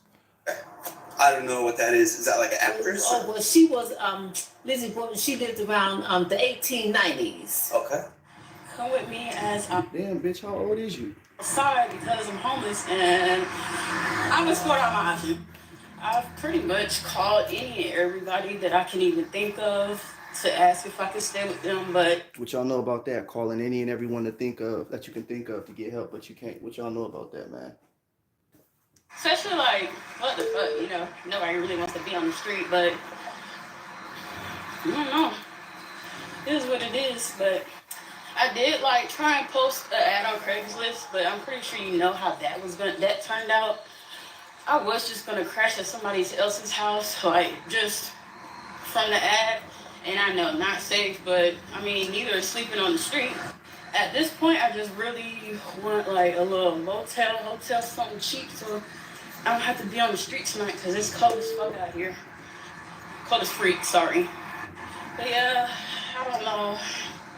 I'm gonna walk for a little bit. I got like these 2 bags. They're pretty heavy. I'm gonna keep looking, see if I can find something tonight. If not, When I tell y'all what I just say, it's not a good look for y'all women to be out here like that. It is not cute. It's nothing good about a daughter of Sarah, Northern Kingdom or Southern Kingdom, you know, being out here like that. I don't care how good you make it look. You can put sprinkles on shit too, you know. Still shit. Come on now. be out here. This is what being Oh my homeless God, hold can up. No, look she didn't like. say it. No, she did not just say it. And see if I can find something tonight. If not, we'll just be out here. This is what being homeless can look She like. said it. We out here. Y'all still want to be outside? Is it cool being outside? We outside. Okay. We gonna be outside for real. Talking about we out here. Yeah, you gonna really be out here. Cheer out here. You feel me? Not a game. This highway motel is $300 a week. I did that type of lifestyle before. I was living in a little 300 and what was it? 210 or 280, something like that. Either 280 or 310. I was doing that type of life too for a bit. We'll talk about that later in the future. Or nearby is a gas station with a 10-minute walk along a road with a 50 miles per hour speed limit. I work 6 days a week. A week's pay is $330. I was living just like that. Rent was like 280. I get like 310, 300 every week. Barely got enough to pay my phone bill. Come on, man. I'm just kicking the ballistics. Ability. Barely got enough to buy food.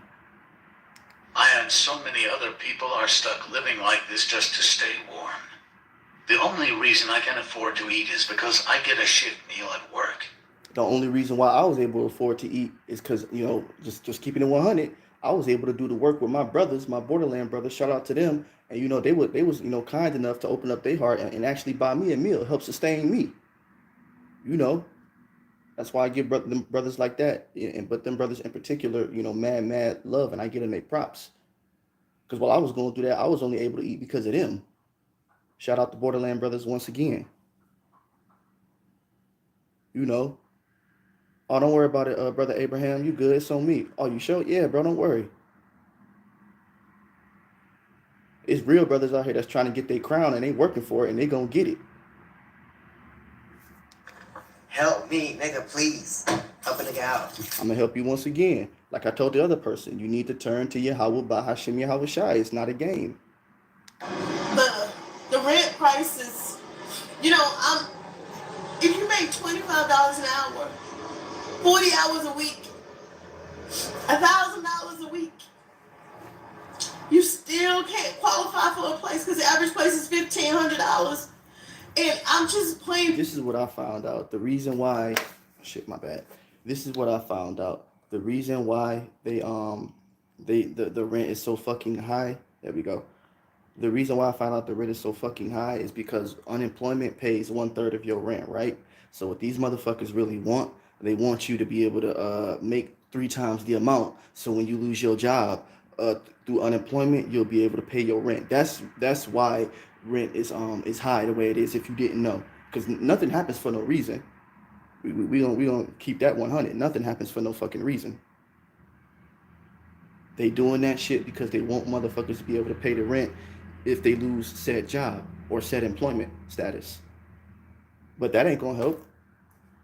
Cause now instead of losing their job, they losing their housing status. So it's just, I mean, people understand that this is not a game. All that housing assistance y'all women was getting, y'all realize it was just to get the black man out of his position.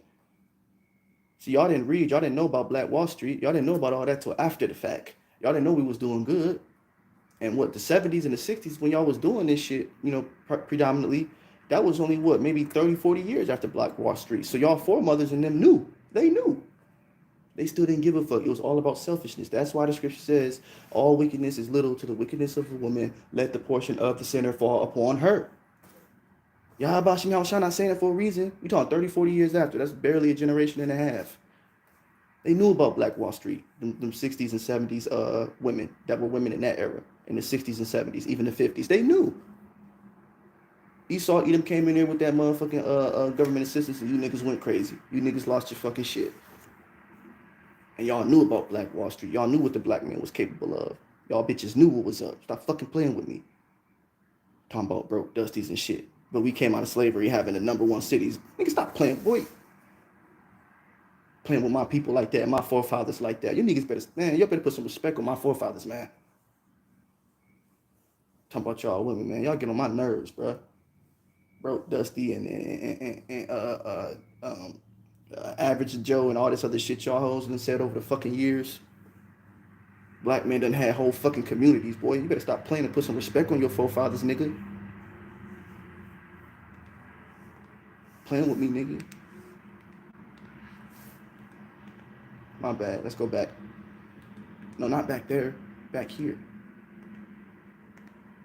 There we go. And that's just Better put some respect on y'all forefathers. a great day. I usually don't do this because I'm ashamed. But at this point, Don't be ashamed. You didn't think I felt shame when I was 19 years old going through this? It ain't about being ashamed. It's about reality, sister. I see you crying, I see you sad, but women are emotional creatures, so it's expected. But it ain't about being ashamed, baby. It's about doing what you got to do.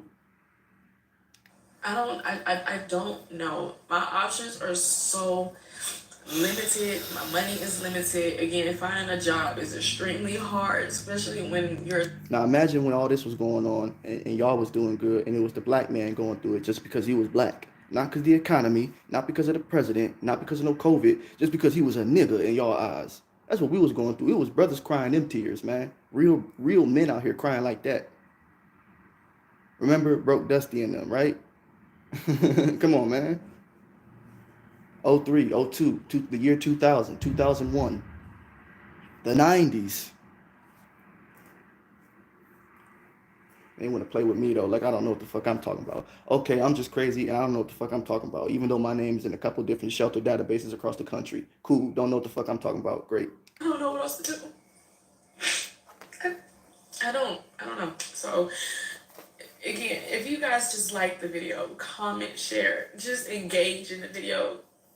Hopefully that will help. I'm going to say it again. The only thing that can help you is the Lord, is Yahweh Shem Yahushua. It sounds corny because the Christian church done played it out. But it's true.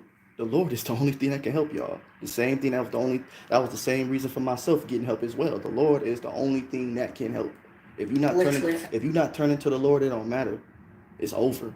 Because all this shit getting ready to go top side up anyway. Like Brother Rayab said, in a minute, if y'all don't get it together, don't worry. Everybody who's anybody, and I mean niggas that's really real, they're not gonna take that mark. So niggas gonna be out here with you, and motherfuckers might be coming for you. So don't worry, everybody gonna be out here come real soon. Because I burnt out, I couldn't. I'm about to play this video back and go run and get my charger. Help, if you would like to send me something, again, it's fine. I'm not asking for a certain amount or anything like that, but I really need some help. The housing guru is becoming homeless today. See, homelessness literally affects everyone, even people who know what legislation is and how to, deal with the practicalities of becoming homeless. Nobody's safe. And the only reason I'm becoming homeless is because She said nobody's safe. It ain't safe. It ain't safe. It ain't safe. It ain't safe. And because I burnt out, I couldn't go. It ain't safe. It ain't safe. I was so mentally. Hold on. Wait. Wait. Deal with the practicalities of becoming homeless. Nobody's safe. It ain't safe. It ain't safe. Becoming homeless is because. All right. One more time. I'm done. Deal with the practicalities of becoming homeless. Nobody's safe. The only reason I'm becoming homeless. It ain't safe. It ain't safe. Last December, and I had a really good job, and because I burnt out, I couldn't go back to that job because I was so mentally fucked. So basically, I look like shit because I'm packing up my house right this second. So I'm just letting you know what's going on, really, because that's why I've been a bit sketchy on here. I'll be back soon, though. I will be back. And she was like, she should have been married or something, had a family. What the hell you being homeless for? Probably can't keep her mouth shut. Probably belligerent, maybe even contentious. Like you up there with the baby boomers. You should be in the crib. You supposed to have land and shit. Y'all fucking up. But I ain't got the time to do it. But tell me what I thought. That bitch wearing a shirt that say 1966. That tell you everything. You supposed to been on. And then even just a little bit, then I don't. Y'all women thought this was a game, and y'all seeing nothing funny about what's going on. Nothing funny about all the men y'all done turned down. Think about all the men y'all done turned down. It could have helped you through this shit. You could have been watching other women go through this shit while you with your man. But no, he was a lame. He wasn't, he wasn't the devil. And by that, I mean, he wasn't 6 feet, 6 figures, 6 inches. He was a lame. He wasn't the devil. He wasn't, he wasn't high value, right? He didn't make you feel good inside or whatever the fuck you dumb hoes mean when you say that shit. He didn't appeal to your inner energy or what all this dumb shit you niggas are saying. It's just stupid shit that a man could be helping you with right now. Pointless, stupid. It just don't make no sense. The nigga didn't appeal to your inner energy. Oh, my apologies. We're creatures of logic. The nigga's supposed to appeal to your fucking brain, but I see that's turned off. Talking about your inner energy.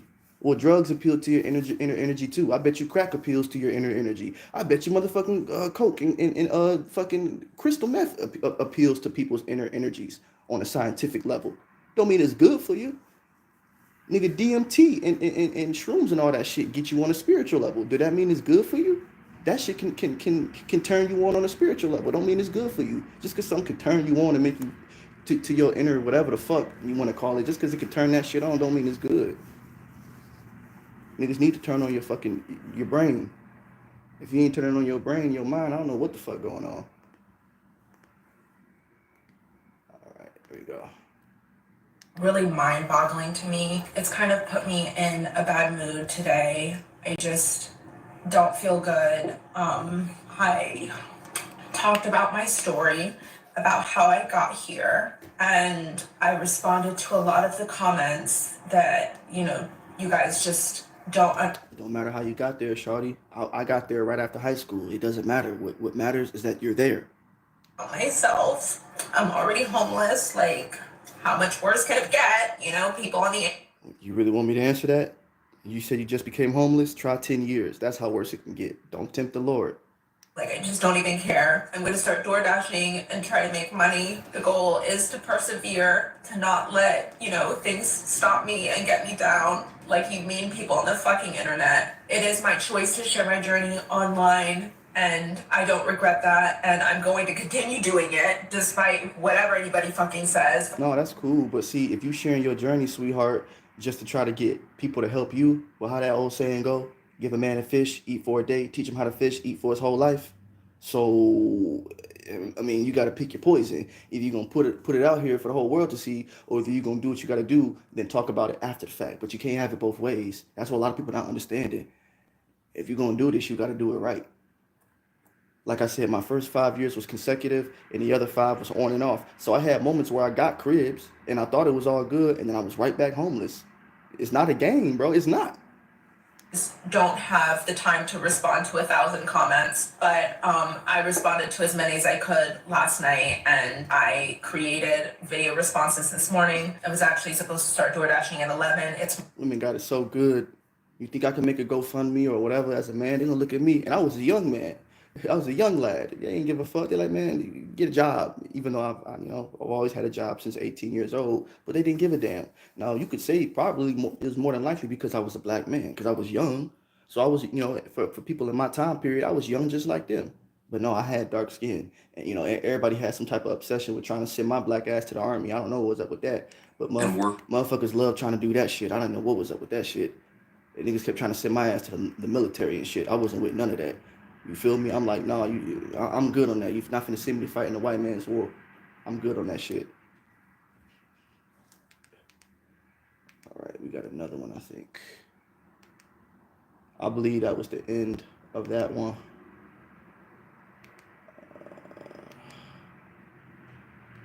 This is it.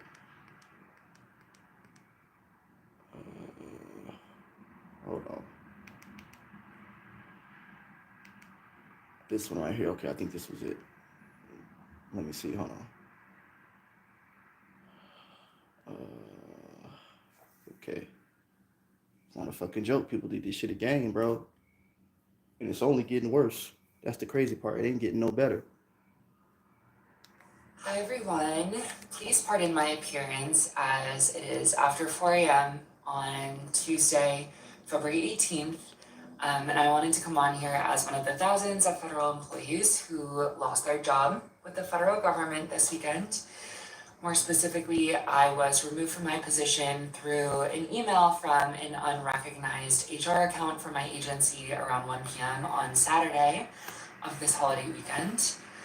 No one within my chain of supervision was involved in this decision. I have gone through the entire range. This one right here. This the one. Yeah.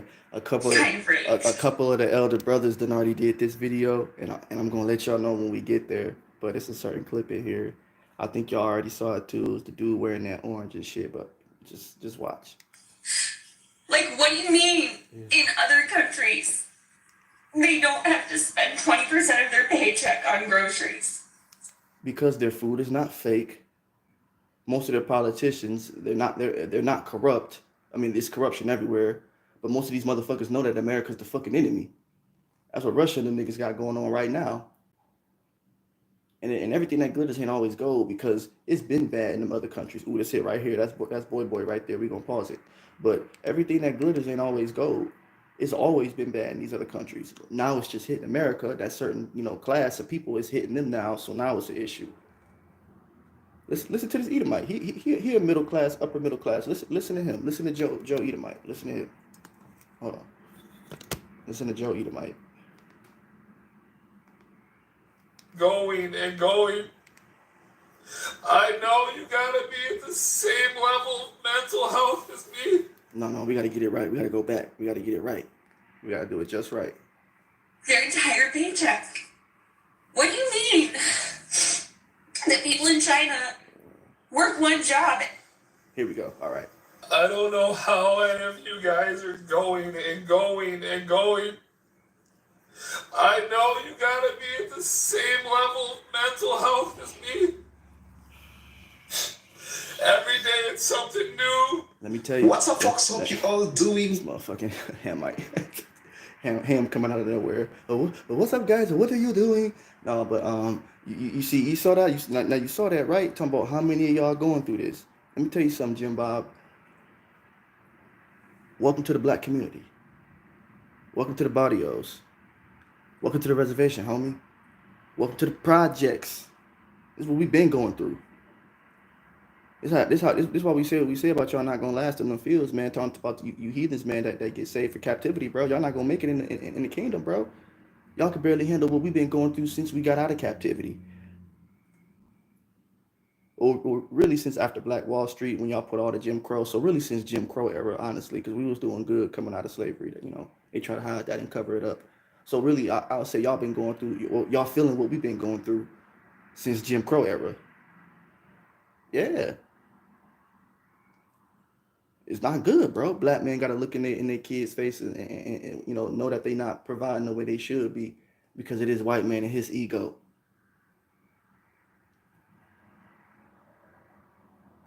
Black man got to choose to feed his kids or keep the lights on in the house. Hispanic man got to choose between putting gas in the car or getting new shoes for his son's feet. Same thing with the Native American man, same deal. We've been going through this, man.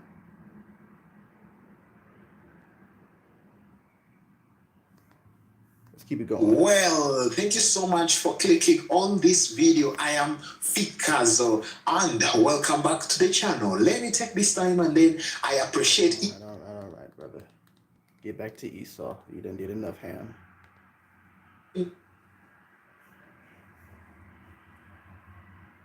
I do ham like that sometimes. Before you spend hours. Oh, that nigga Ham trying to ham me. He said, you want to skip me? I'm going to skip you. Oh, you a bitch, Ham. To be. Now, I come back with another story. Yeah, you come back. And this country, every day we're spending more and more money. None of us are getting ahead. That sound like what we was going through on Joy Road and Schaefer. You feel me? That sound like what brothers on the West Coast was going through in their hoods in Compton, Long Beach. That sound like what brothers on the East Coast was going through in Harlem, Brooklyn. For my brothers in the South, STL. Florida, the whole Bible Belt. You feel me? Come on, that sound like what we've been going through. Were we out here crying, making videos? No, a lot of us were getting kicked out of our house for real, on the real. Then the tears came. A lot of women left their men because of a stupid ass policy, not realizing it's not your man. Your man is actually very capable. It's the stupid ass policies, woman. Chickens coming home. Look at the terror in this Edomite face. Look at that. He gonna say some stuff too. We're gonna pause and we're gonna do it, but look at the terror in his face. And they wonder why brothers frown all the time. Because if we didn't frown, that's how the fuck we be looking every day. Like that, right? I'm glad I paused it right here. Let me get the words off. Hold on. That's exactly how the fuck we would be looking if we didn't frown every day. That's why our faces all frowned up and shit. So niggas don't fucking cry and stroke out in this bitch. Try doing that for almost 50, 60 years. Try that on. I'm tired of struggling. So is that black man. I've done everything I can. That brother did too. I'm trying to be a good man. You didn't think we tried to be good? We still got hit with hoses. They put canines on a nigga. I mean, you name it. Castrations or sexual castrations, because you can, y'all know what I'm trying to say. I ain't trying to be too graphic. I'm trying to be, tempered, if you will, right? Lynchings, black city bombings. You didn't think we were just trying to do right? We knew we was the nigga, the darky, whatever, the jigaboo, whatever. We knew all of that, and you didn't think we tried to. Come on, man. Now everybody looking like, what happened? What's going on? Y'all know what's happening. First of all, we're approaching the end of this wicked ass kingdom, and second of all, the chickens have returned to roost. Plain and simple. Been going through this shit. Come on, man. This ain't a game. Our people been going through this. Just tell me I'm lying at any moment. I'll shut the fuck up. I'll be quiet, and we'll stop the video. The tears mean nothing, and that's just to me. Sorry, but the tears don't mean nothing. We've been going through this.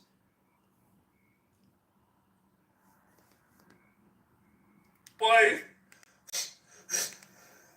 the best I can. Oh, he said a good point. Hold on. What did he say? He said he what?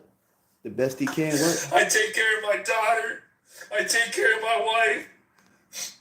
You don't think us, we were trying our best to take care of our daughters, sons, and wives before you put in fucking policies, before you shot our children down in the street, you raped our daughters, you got our daughters hooked on crack cocaine, the list goes on, our aunties, you didn't, come on, man. You didn't think we was trying to love our wife the best way we could, but you got her thinking we incompetent and we're inadequate enough to provide. In your wicked ass kingdom, that's why y'all gonna have it real bad in our kingdom. The scripture says y'all gonna get double. See, what y'all gave us was just straight up, but y'all finna get double. Y'all finna get 2 straight ups. You finna get 21 Savage, nigga. Straight up, straight up. That's what y'all finna get in the kingdom. It's finna be straight up, straight up. And I already said it. I don't know how the hell you get, if y'all getting double, I don't know how the hell you pay back double gator bait. How the hell do you repay feeding another person's child to an alligator? I've been saying that. I don't know how y'all gonna get that back in double, but I would love to see, and Lord willing, I make it in the kingdom on the first go round, because I would like to dish out a little bit of the double, straight up, if I could too, myself just speaking, if we can be honest, because it's all about being honest, I would like to see how we pay back double gator bait, that'd be nice. I would like to see how do you pay back double castration. How do you do that? How do you pay back double cutting the baby out of our women's womb while they're still alive? Northern Kingdom, shout out to them. How do you pay that back? Really, these are serious questions, people, that we should be asking. How do you pay back gator bait? How do you give double castration? How do you give double infant murder? These are questions we need to be asking. We need to be pondering on. I don't know about you guys, but I would like to see and take part in the as James Brown said, the big payback. I would love to. I ain't even gonna lie about that. No Stockholm syndrome over here. No coonery. No niggerdom. The best I can. I can't keep going. Every day it's something new.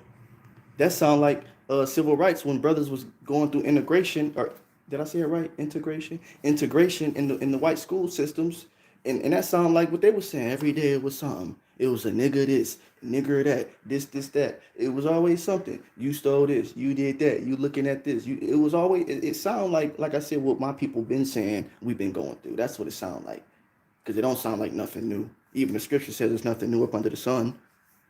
So if you don't believe me, believe the word of Yahweh Bashim Yahweh Shai. It ain't nothing new under the sun. Yeah, that sounds like what some of our foreparents were going through. Some of our aunties and uncles from that era. Yep. Every day you say right now in 2025 or 2024 or whatever, it's something. Okay, well back then for them every day it was something. Even now until this current time period, it was something. It's always something. Nigga, we coined that term. Damn, a nigga can't whoop-de-whoop XYZ. It's always some shit. Can't sit here and tell me as an Israelite man or woman you ain't said that one time. Come on. We the kings are saying that. We coined that term because it's always some shit. A nigga can't never just be cool or be chill. It's always some shit. If it ain't one thing, it's another. Come on, man. The spirit flowing. Go ahead. And then on top of that, as if you're not trying to spend money, you have to. Oh, hold on. My bad. You'll be back! Emus can't help people customize and save at Liberty Music. Did these motherfuckers put a commercial break on they put a commercial? Alright, okay. No, it's cool. We gonna let it ride. We gonna let that ride. They some hoes for that, but we gonna let that ride. Cause you saw that the screen just went black. I'm thinking I pushed the button on the remote. I'm like, hold up. Okay, there we go. I almost switched the damn video. Fucking around with Esau and shit. And then on top of that, as if you're not trying to spend money, you have to. Fucking everything. No, you don't. You don't have to spend money. I can tell you it's a lot of brothers and sisters out here that got stories about them letting their kids eat, and they sat there and watched them eat and didn't eat nothing. You know what they had for dinner? Ideas and imagination. Miss me with that. Now, back when I was in the Christian church, I'd heard plenty of stories of parents doing that when they was giving their testimony and all that stuff. That foolishness that goes on in that Sunday, sun worship temple. But, I've heard plenty of stories when I was in there, that people saying that, yeah, mama didn't have this and that and the third, or daddy, daddy tried his best, but, he made sure that we had something. Even if he sat there, and didn't eat nothing, he would just sit at the table and just, keep a good conversation. Or mama would, she would make sure, we would eat. But then, we would ask later on in the day, mama, did you eat? And mama would be like, no, I'm good. And just making sure you eat. So no, you don't have to spend money, homie. Sometimes you got to go without. Why you think we made it this long, man?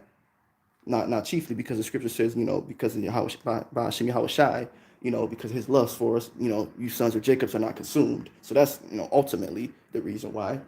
But, well, not but and, right? And it's because, we're just, what did I say in the last video? People hate to see resiliency. And as a nation, we are a very resilient nation. I tell people, bro, we didn't make captivity fun. The reason why captivity was the way it was and y'all got a lot of different music genres and all of that stuff from that type of era is because we had to make shit fun. You think niggas in the kingdom or heathens in the kingdom gonna be coming up with jazz and rock and roll and hip hop and all of that stuff and doing things to just make themselves, be okay with their current condition, coming up with inventions like the cotton gin and all of that stuff. And, no, bro, y'all not gonna be doing that. It says heathens is gonna get double. We had to make captivity fun. A lot of these creations that people partake in today was off the suffering of a Black, Latino, or so-called Native American man. Off their suffering, their foundation. Y'all not gonna be able to do that in the kingdom. It ain't gonna be no rock and roll. It ain't gonna be no motherfucking hip hop. It ain't gonna be none of that. And what I mean by that, talking about, like I said, how we had to create these certain inventions and things to satisfy, our mental state. No, you niggas is going, like the scripture say, you're gonna get double. You're gonna have to deal with it. It is because the love of Yahweh Shemi Yahushai that ye sons of Jacob are not consumed. That's the only reason why we made it this far, because we ain't even did it by ourselves. Painting company that still can't fucking make it. He owns a painting company and still can't make it. He just said that. I can't look at my daughter and my wife and know I'm failing. Now that was heavy. He said he can't look at his daughter and wife and know that he failing. How many of us brothers have got to do that on a day-to-day basis? Yeah, baby, I did everything right, but such and such, they doing this at the job and shit and blah blah blah. I ain't never missed a beat or whatever. How many brothers had to look their wife in the eye and their children in the eye and say, yeah, y'all, it's gonna get hard again. They done fired dad, or whoop-de-whoop, first fire, some white boy came in there showing his ass, and now he got the position that I was supposed to get, and they ended up letting me go. Come on, man, we just keeping it 100. How many families were destroyed because of shit like that y'all put in place? This is it. We have to end. We have to end this, folks. We have to end this shit show called America with 3 Ks. This shit is over. This shit is done. People can't see it, bro. And in a minute, everybody finna be going through it, and they gonna cut this damn internet off because ain't nobody gonna be making no videos. Everybody gonna be going through it. Shoot, you think I'm playing? Okay, just watch. Like I said, if you don't take that mark of the beast, you gonna be out here too. It's all good.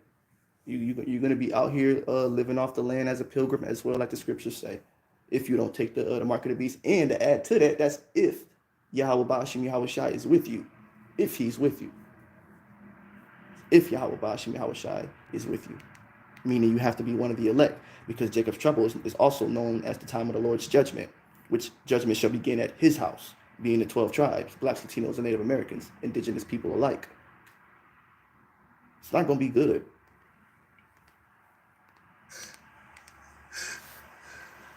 Go ahead, Jim. Let it out. Go ahead. I'm fucking This is probably how he was when it said he sought forgiveness with tears or something like that. What did it say? He Cain sought forgiveness with some, I don't know, one of them. Y'all know exactly where the fuck I'm trying to go. You know what I mean? Either Cain or Esau. I should, I know I'm looking bad right now. I should know this, but I want to say it was Esau. Somebody was seeking something with tears, like, "Oh Father, do you not have a blessing for me?" You know what I'm trying to say? I think it was Esau.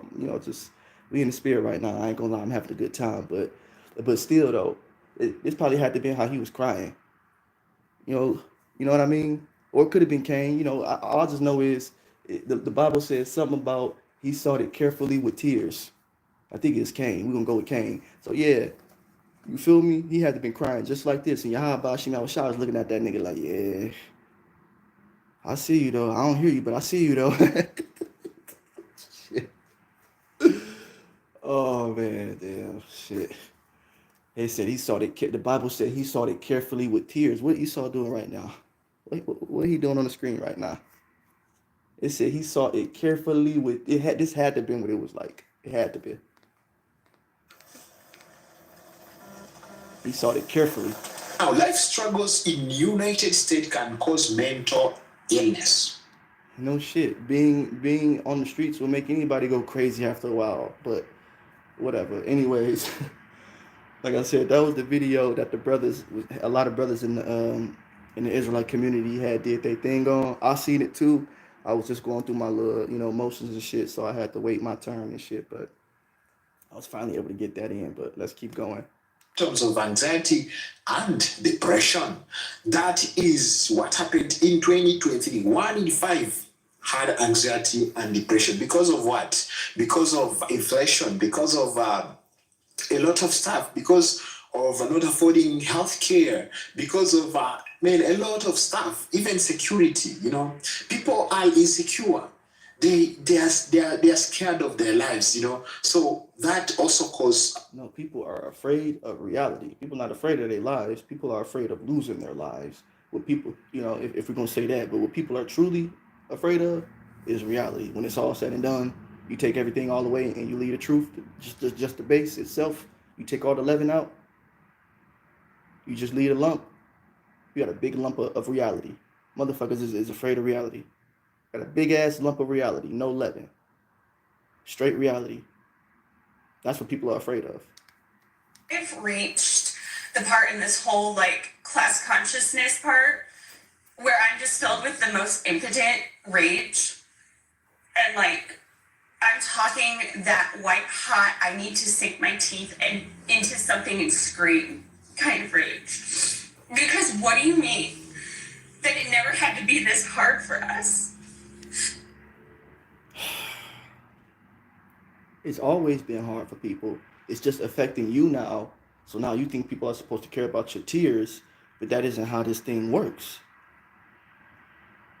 Come on now, y'all know this, man. It's not bad when it only happens to you. It's bad when it happens in general, not when it only happens to you. That's called being a respecter of person. And Yahweh Bashim Yahweh Shai is not, which he's showing a lot of y'all. He's not a respecter of person. And they can easily afford their life. And then I'm over here working 60 hours a week. See, there you go. You people that's people's problems. She said it right there. People can afford their life. Why are you worried about another person's life? A lot of y'all looking at other people's papers because y'all groping and don't know if you coming or going, don't know the left from the right, the up and down. So you want to look at other people's papers, copy their shit, and then say it was all you. No, motherfucker, it wasn't you. Don't worry about other people's lives and what they doing. Y'all need to learn to be happy and be content with your own shit. That's facts. It's not about what other people got. That's called being covetous. Don't worry about what another person got. Worry about what you got or what you may have or may not have. Because in a minute, like I said, everybody finna be going through it. Everybody finna be out here. If you don't take that mark of the beast, that is, then you too will be out here on the land as a pilgrim. Or you're just gonna take the mark. That's the only two ways it's going. Or that's a third option. You may get caught up and then may reject the mark and be beheaded. But those are the only three ways it's going. You're either going to be out here on the land as a pilgrim and you're going to survive to see how Bashmi how shy because you didn't take the mark and ultimately you were of the elect, or you're going to be beheaded because you didn't take that mark and you were of the elect, or you're going to take that mark because you were not of the elect and you're going to be utterly decimated and destroyed. Those are the only ways it's going when Jacob's trouble pop off. And that's just the way the cookie crumbled. That's just the way it is, man. As a single parent to barely make ends meet, and I'm penny pinching every single second, and there's so much of life that my kid misses out on and that I miss out on because of money and work and no. Got 1,000. Well, shoot, we might as well go ahead and edify through the commercial break, but there she go talking about them kids again. That them kids is gonna be the death of y'all. A lot of y'all women, y'all gonna get caught up because of all these children y'all decide to have by all these niggas. Motherfuckers gonna be like, well, I gotta feed my kids. I gotta feed my kids. I gotta take the mark. The Lord is getting ready to put y'all in between a rock and a hard place to really show if you truly believe. That, and you mean to tell me that it didn't have to be like this? They keep us in these chains on purpose, and it never had to be like this. Like, y'all never had to come over here and do what y'all did to the Native Americans and to the indigenous Hispanic people, the Tainos, and what y'all did to the so-called American blacks. Y'all didn't have to do that, but y'all did. left everything to my mom. My mom was disabled, and she lived on credit, and like, she barely made ends meet, and she did everything she was supposed to, and I did everything I was supposed to, and it just keeps getting worse. But see, Shorty, what you realizing is that it's not about how nice you are. I like to say that I was one of the nicest people out here when I was homeless. Very, very nice. This world is evil, it's cold, it's nasty. If you want to make it ahead in this world, you gotta be cold, mean, and nasty. That's what that's what a lot of people are slowly but surely realizing. To make it, you gotta be cold and cutthroat. You can't care about nobody but your own damn wallet. Like I said, I was the poster boy for being nice. Niggas didn't give a fuck. They actually took that as a sign of weakness. Like, oh, you know what? We finna take advantage of him, not knowing that's just the content of my character. I'm just a nice person in general. Of course, I'm not like that now. I'm wise. I don't say I'm nice anymore. No, I'm not nice, nigga. I'm wise. That's just where it's at now. And I'm so angry that it is. Because what do you mean? I've spent so much of my life working so hard to scrape by. And it never had to be like that. My suffering was at the expense of someone else becoming wealthy because they could. And I am so angry about this. No accountability, blaming somebody else. Just Now, like I said earlier, there are scenarios where people do get in situations because of other people's poor decisions.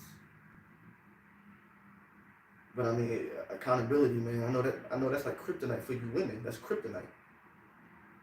It can't stay like this. Oh, yes, it can. It doesn't have to stay like. Yes, it can. You can have 10 years to be exact.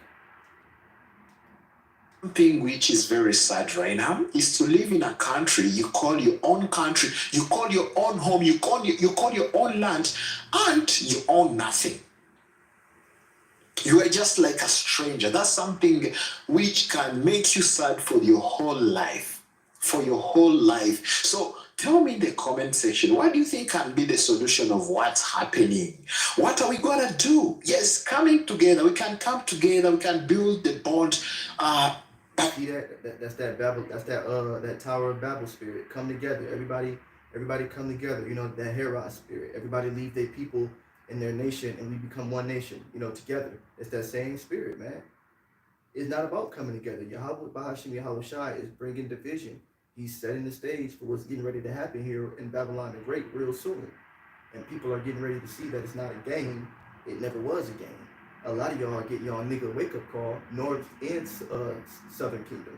Y'all getting y'all nigga wake-up call, and Yahweh Bashim Yahweh Shai is knocking at the door. But the doors of mercy, you know, the doors of salvation are closing. Eventually, that grace period that y'all been taking for granted is getting ready to pass on.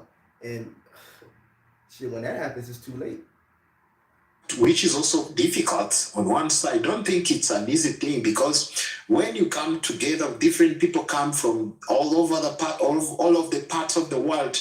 It's very hard to put them together. As we grew up with the American dream, making it in life, achieving that American dream. But see, you notice the key word when he said American, that part didn't stick out. The dream part stood out. It's a dream. You gotta be asleep to see it. Then when you wake up to the harsh reality, you know, with no leaven, that lump we talked about earlier, you just got a big ass lump of reality. It's the American dream because you gotta be asleep. And then two, it's only a dream. It's only a feasible dream if you're quote unquote of the right skin complexion, the right persuasion. It's always been an American dream. And a lot of y'all need to wake the fuck up, or you gonna die in your dream on some nightmare on Babylon Street, Elm Street type shit. You niggas getting ready to die in your dreams. This Edomite, you know, he playing Freddy Krueger and shit, metaphorically speaking, bro. And a lot of y'all getting ready to die in y'all dreams if y'all don't wake up. Y'all getting ready to die here in this American dream, which is not a reality because it's a dream, meaning you have to be asleep. This is the American dream. Well, in the kingdom, it's going to be the Israelite reality. It ain't going to be no more American dream. We're going to be living the Israelite reality. Try that on for size. It's hard. Life is hard. And being poor is expensive. You said the most expensive thing in America is to be poor. Yeah, it costs more. Gas costs more. Insurance costs more. Yeah. You never get the full value of your home. You never, groceries are more expensive. It's so expensive in America to be poor that nobody can afford to do it. And what we always have done is co-opted the language of the poor. Everybody has a poor story. Everybody has a poor story. See, and that's a shout out to these fake leaders and whatnot. You know, the scriptures talk about, you know what I mean? These fake leaders of our people don't know what the fuck they talking about. I believe this dude was behind Bernie Mac's death anyways, him and them other kings of comedy. But they're still on topic, bro. This dude has no idea what the hell he's talking about whatsoever. I'm gonna try to play it back too once the commercial break is over with. But like I said, dude has no fucking idea. It was people. You know, we can just get into it right now. It was people out there in Skid Row that was choosing to be homeless, that was stacking up bread. I mean, imagine a nice ass Mercedes Benz or a nice ass Ferrari or McLaren pulling up to a tent, and a nigga or a woman getting out and walking up in that bitch. Yeah, bro. No, it's not the most expensive way to live, bro. It's just that's just the way it is. Like I said, bro, you can't control this shit, bro. The U.S. has become. I'm going to put it into perspective for you. I saw my aunt yesterday, and she told me a story that absolutely blew my mind. And it's really hard to tell me a story about the evil that America is right now. That surprises me. But this Becky, wait, hold on, Becky. You tweaking. You said the evil that America is now, but see that there we go again. You know, respect of person. It's only evil because you and yours and y'all nation can't get ahead. But what about the blacks and Latinos and Native American people who've always been dealing with this? It's always been like this for our people. Nobody gives a damn. Now that this shit is hitting the middle of America, it's a problem now. It's an issue. Me, it's on another level. So my aunt is a realtor, and she had a client in the past that she sold a second farm to. He is a farmer, and he raises cattle, making an honest living, and so his original farm wasn't big enough for all of his cattle, so he had to get a second farm. And then his wife got pregnant, and then a medical emergency happened. Pay attention to y'all. What Esau is doing with them farmers and shit. Pay the fuck attention. What he's doing with them farmers right now is getting ready to affect the whole damn country, man, if not the whole fucking world. You know, farming is, or agriculture in general, is a big, you know, greenback, if you will, for American economics. And so what they doing with these farmers, making them kill off their livestock, making them burn up all their crops, is for a reason. The scripture says that Esau is wiser than Daniel. So he not doing this shit for no fucking reason. But believe you me, these farmers, they trying to put the word out, but people not paying attention. You know, if it ain't niggerdom or some other stupid shit niggas care about, ain't nobody gonna give a fuck. But when it's about real fucking shit that's going on, I mean, look, like I said, pay attention to the motherfucking farmers.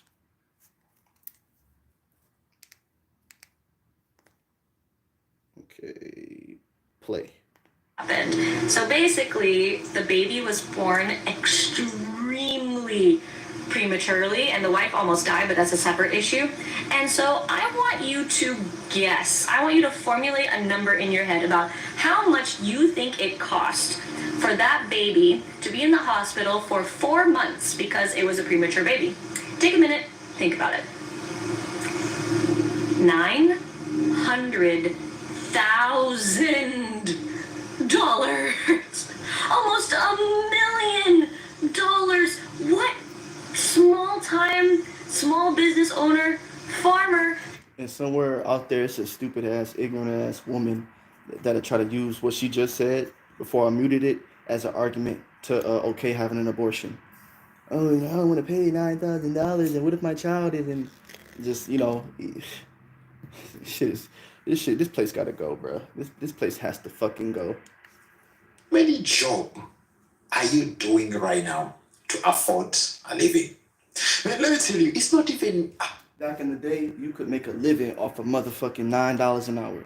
I know. I was watching y'all when I was making my little 7 something, and y'all was talking big shit too. You niggas was pulling up in Mustangs and Chargers and all of that shit. Niggas was pulling up in some crazy shit. We was looking like, damn, $9 an hour must be nice, or 9.15, whatever y'all niggas was bragging about making. Y'all thought y'all was living good.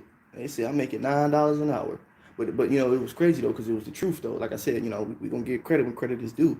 Back then, you could actually live off of $9 an hour. Now I'm not a hater, I'm just keeping it 100. But niggas was doing a lot of wolfing though, off that $9 an hour. So.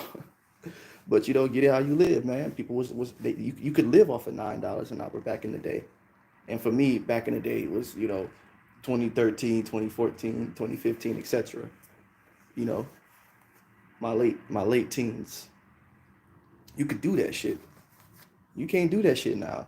Somebody, one of the videos we just played, somebody said they're making 20 something an hour, or doing 60 hours a week or something, and they still living in a car or some shit like that. Not a game. Not a game. You cannot enjoy, you cannot do what? You're always in a cycle. Working 40 hours, working more than that. Amen. It's great. It's great. So I used to buy into the whole American dream. Work hard and, you could have whatever you want. So I became a lawyer. And, it wasn't until then that I got it. This American dream, it's a cultic way. Okay, well, another commercial break.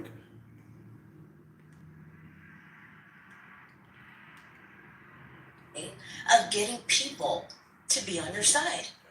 Imagine a nation that actually woke up and saw what was going on. Imagine if they thought, hey, you know what? Why don't we have universal health care? Why are there so many people dying by the gun? Why are we in thousands of dollars, the nation, and trillions of dollars in student debt? But no, for some reason, this capitalist society has cultivated people's mind to think that, work harder. You want affordable health care? You want affordable housing? Work harder. So why is that? Why don't Americans wake up and realize this is all bullshit? It's truly a nation for the people, by the people who have spoken. Why isn't there any change? Next 12. Because a leopard can't change his spot, and Dub. You can't find a land. First of all, you can't find a land where there's people already living. We're gonna put that out there first. Can't say you found something where a person is at. And secondly, the scripture says you cannot establish a town or a city by blood. And y'all made the earth take a huge gulp of blood when y'all came over here and did what y'all did to the native indigenous people. Y'all made the earth take a drink. The planet was lit, faded off the bloods of the saints. So I mean, that's answering your question right there. Talking about the land for the people, by the people, to the people. You sound stupid. You sound slow as hell, woman. How is a land for the people when I paid attention in history class and I understood that the motherfucking people that came over here were criminals. And they wasn't too bad to where they had to get sent to Australia, because Australia was a penal colony, right? That explains what happened to those Aborigines over there, right? They're going to pay for that too. But they wasn't that bad to where they had to go to Australia, but they were still bad enough in a sense to where they didn't want to keep the king's rule.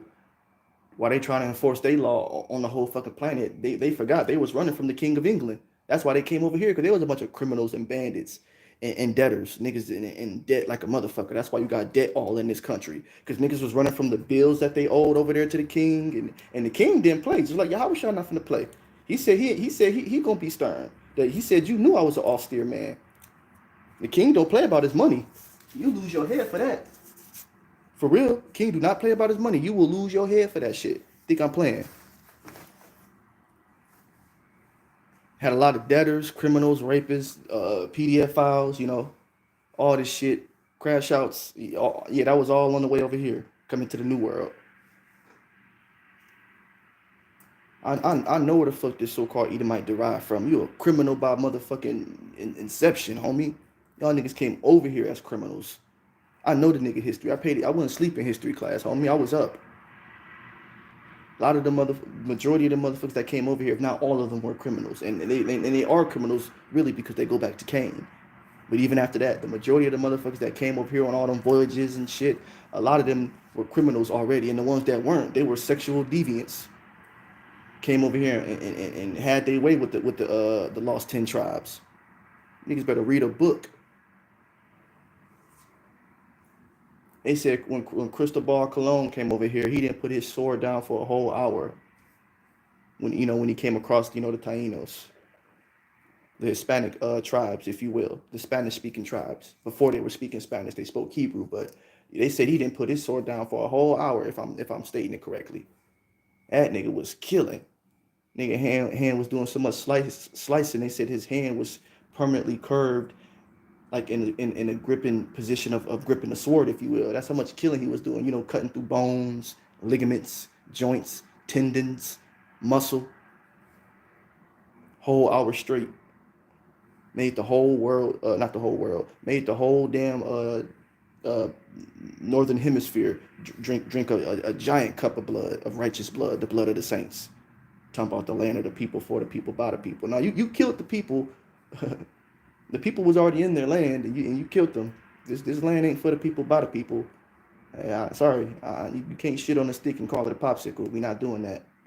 18 months will be the final nail in the coffin of the middle class. The reality is, if you're waiting for interest rates to drop, they're not going to happen this year. And if they do one cut towards the end of the year, that's just political. And most likely, interest rates will continue to go up next year. You see, here's the thing. There's no longer such a thing as affordable. Nothing is going to be affordable, especially houses. I've said it before, I'll say it again. If you cannot afford a house today, you're never going to be able to afford it tomorrow. And many people will tell you that after a period of increased interest rates, it's usually followed by a recession. But generally, during a recession, usually people lose a lot of jobs. And for those that tell me to follow the numbers, I would just like to remind you that 300,000 jobs created is not the same as 300,000 jobs filled. By the time home prices come down and that recession hits, you're not going to have any money to even buy a house. As we come to American Dream, mostly like the other people who are outside of US, this is what you have to know. It's not a place where you come and pick money. No. This is not a place where I'm just giving you a notice. It's not a place where you go like, when you are like harvesting fruits, your apples. It's not a place where you're gonna grab an apple, grab a mango. No, my friend, don't think like that. Yes, that's the thought. That's what people have planted in you.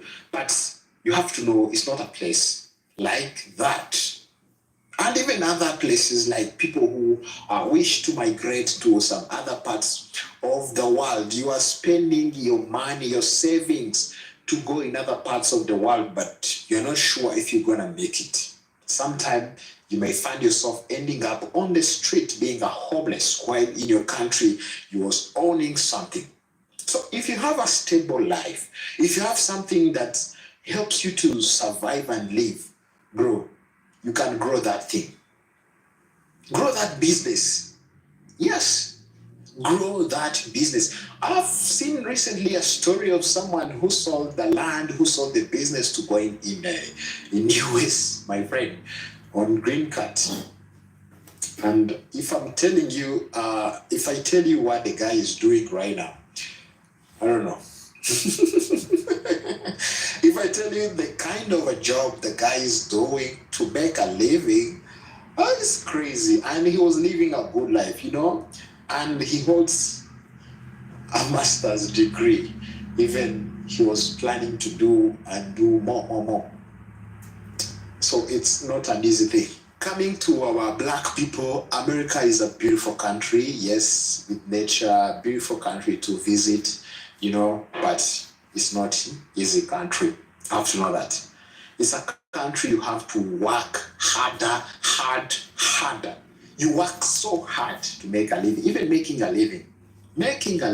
So it's not a country where you think you can go and grab money and grab like the way you grab fruits, the way you harvest your fruits in the village. No, it's not like that.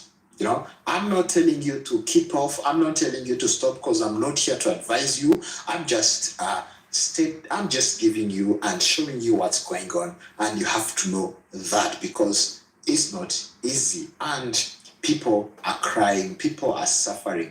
Let me tell you, when it comes to healthcare, it's another story. I'll do more video about this. I'm just preparing you an episode about healthcare, which is one of the things a human being needs, but it's not easy to afford healthcare in US. It's not easy. All right. Thank you so much for being here. Thank you so much for clicking on this video.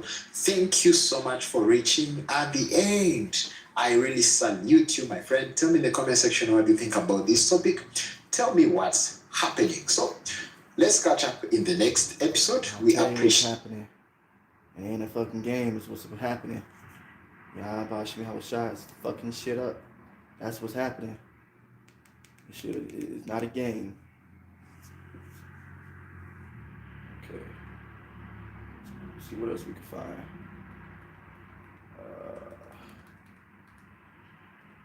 People going homeless. 2025. Okay. A frozen letter. There we go. I think this shit is a joke. And it's not. Tell you how about me outside. Bring that hammer down on you.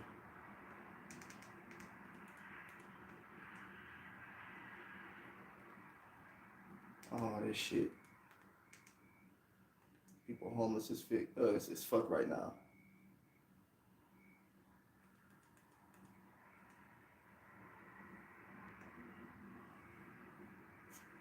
Look at this shit.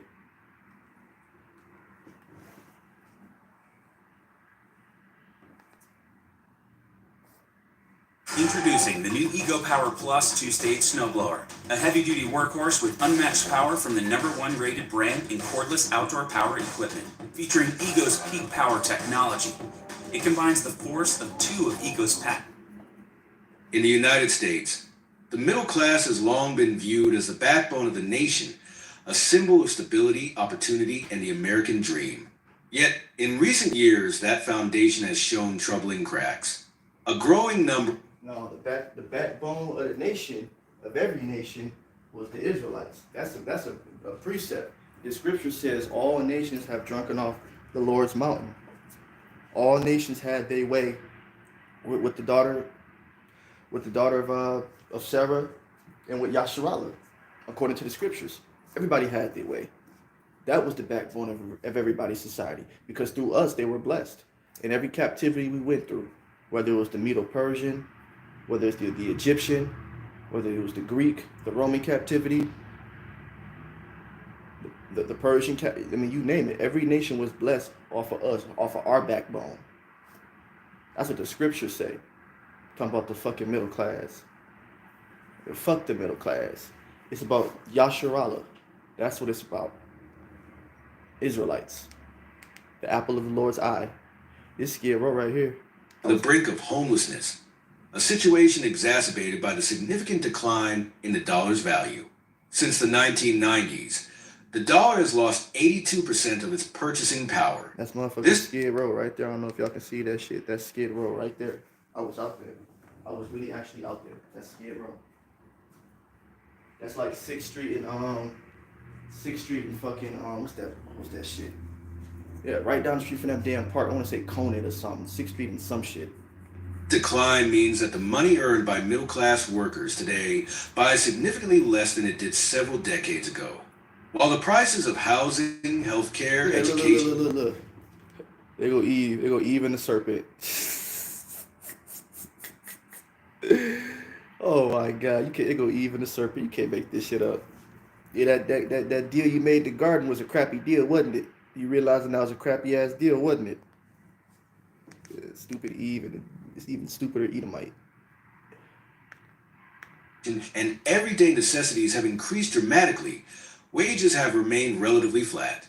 Got the blonde shit in her hair. She tell she thinks she wanted them with that blonde shit in her hair. Past 20 years, failing to keep pace with inflation. This stagnation has left many families struggling to make ends meet. For many middle-class families, financial disaster is closer than they think. Despite working full-time jobs and maintaining what appears to be a stable lifestyle, the economic fragility of the middle class is more pronounced than ever, with nearly 60% of middle-class Americans having less than $1,000 in savings. The risk of falling into a homeless crisis due to an unexpected expense is alarmingly high, like a medical bill or a car repair, can quickly spiral into a homeless crisis. How the middle class is slipping toward homelessness. Today, nearly 43 million families rent their homes, a record high number in American history.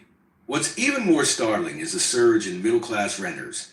Households earning between $56,000 and $100,000 annually that have shifted from homeownership to renting.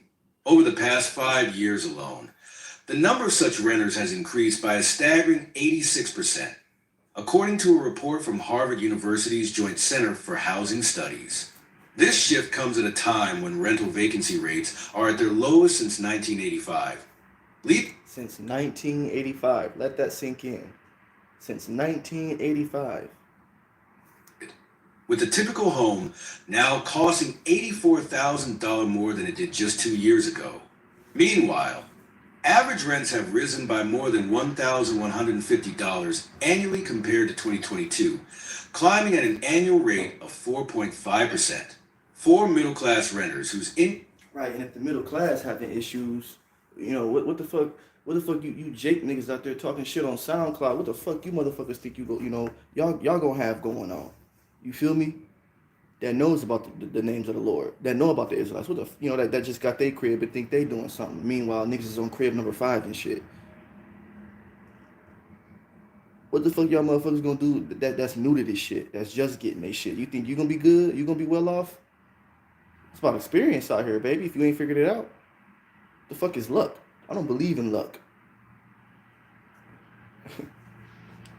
an amount that consumes half of his income. I'm living paycheck to paycheck and barely making it, Gary lamented in an interview. No one cares anymore. Companies are out there taking as much as they can get, unable to afford the increase. Gary was forced to move in with a friend while searching for more affordable options, an increasingly difficult task in neighborhoods he feels safe in. Gary's story is far from unique. Similar scenarios are playing out across the country, pushing middle-class renters into precarious living situations or forcing them to downgrade their quality of life. Why rent is crushing the middle class. The rent is crushing the middle class spiritually, because this is it. Every kingdom, and I'm gonna stop it. I'm gonna stop that one right there. Every kingdom is on a time limit, right? Every fucking kingdom is on a time limit. So when it's all said and done, I mean, just being honest, America's circling the drain. What, about 250, 60, maybe 280 some odd years old? Talking about the country itself. America's is reaching that point of collapse. You can see they fighting tooth and nail trying to stop all of this homelessness shit. All of this inflation, mass deportation, you name it. Every kingdom has their rising point. Every kingdom has their falling point. And the scripture says better the end of a thing, or better is the end of a thing versus the beginning of it. So it's better for this shit to fall anyways. It's about that time. I mean, a lot of you niggas, y'all don't get it. Y'all saw how America got started. You can't sweep that under the rug. For all you motherfuckers trying to sweep shit under the rug, learn from your daddy Esau. And I'm talking to Israelite and heathen. Learn from your daddy Esau.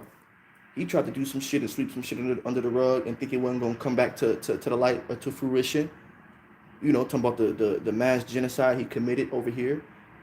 And now this is getting ready to go topside under, man. This is it.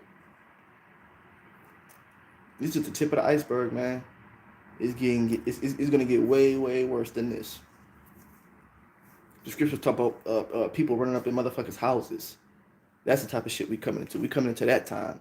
People running up in your motherfucking house because they kids. Now imagine that. A nigga running up in your house because of your kids or his kids, not because of your kids, Salakia, but because of his kids. He said, "I'm gonna run up in your shit, take what you got in your life and your shit because of my seeds, not even because of yours." Now ain't that some shit? Now that's something. That's prideful as a motherfucker. So you gonna ransack mines and this, that, and the third for your seeds? That don't even make sense. Yeah, we coming into them times. People gonna make their problem your problem, on top of the shit you already got going on. With that being said, I want to give all praise, all the honor, all the glory unto Yahweh Bashim Yahweh Shai, giving double honors to sincere brothers, elders, and A.ක.א alike in this truth. Only the sincere ones, like I said, and that's all I got time for now. Only the sincere brothers, elders, A.ක.א in the truth. Everybody else, get it how you live. And yeah, this shit is getting ready to go topside under, man. So if you're still in the truth, man, don't worry. Just have faith, keep pushing, walk your walk, fuck what everybody else got to say, because at the end of the day, a lot of these motherfuckers is doing shit and sweeping it under the rug, but Yahweh Bashim Yahweh Shai is getting ready to acquire a lot of shit that people think done passed on. So, with that said, we out of here. Until next time, I love y'all. Kwam Yashalom Judah. Keep enduring to the end, and remember, can't nobody save you. You're the only one that can work out your own salvation. Can't nobody help you but yourself. So just remember that when you get weak or when you feel like you're about to fall, remember, whether you make it or whether you don't make it, you ain't gonna have nobody to blame but yourself. And that's fucking real talk.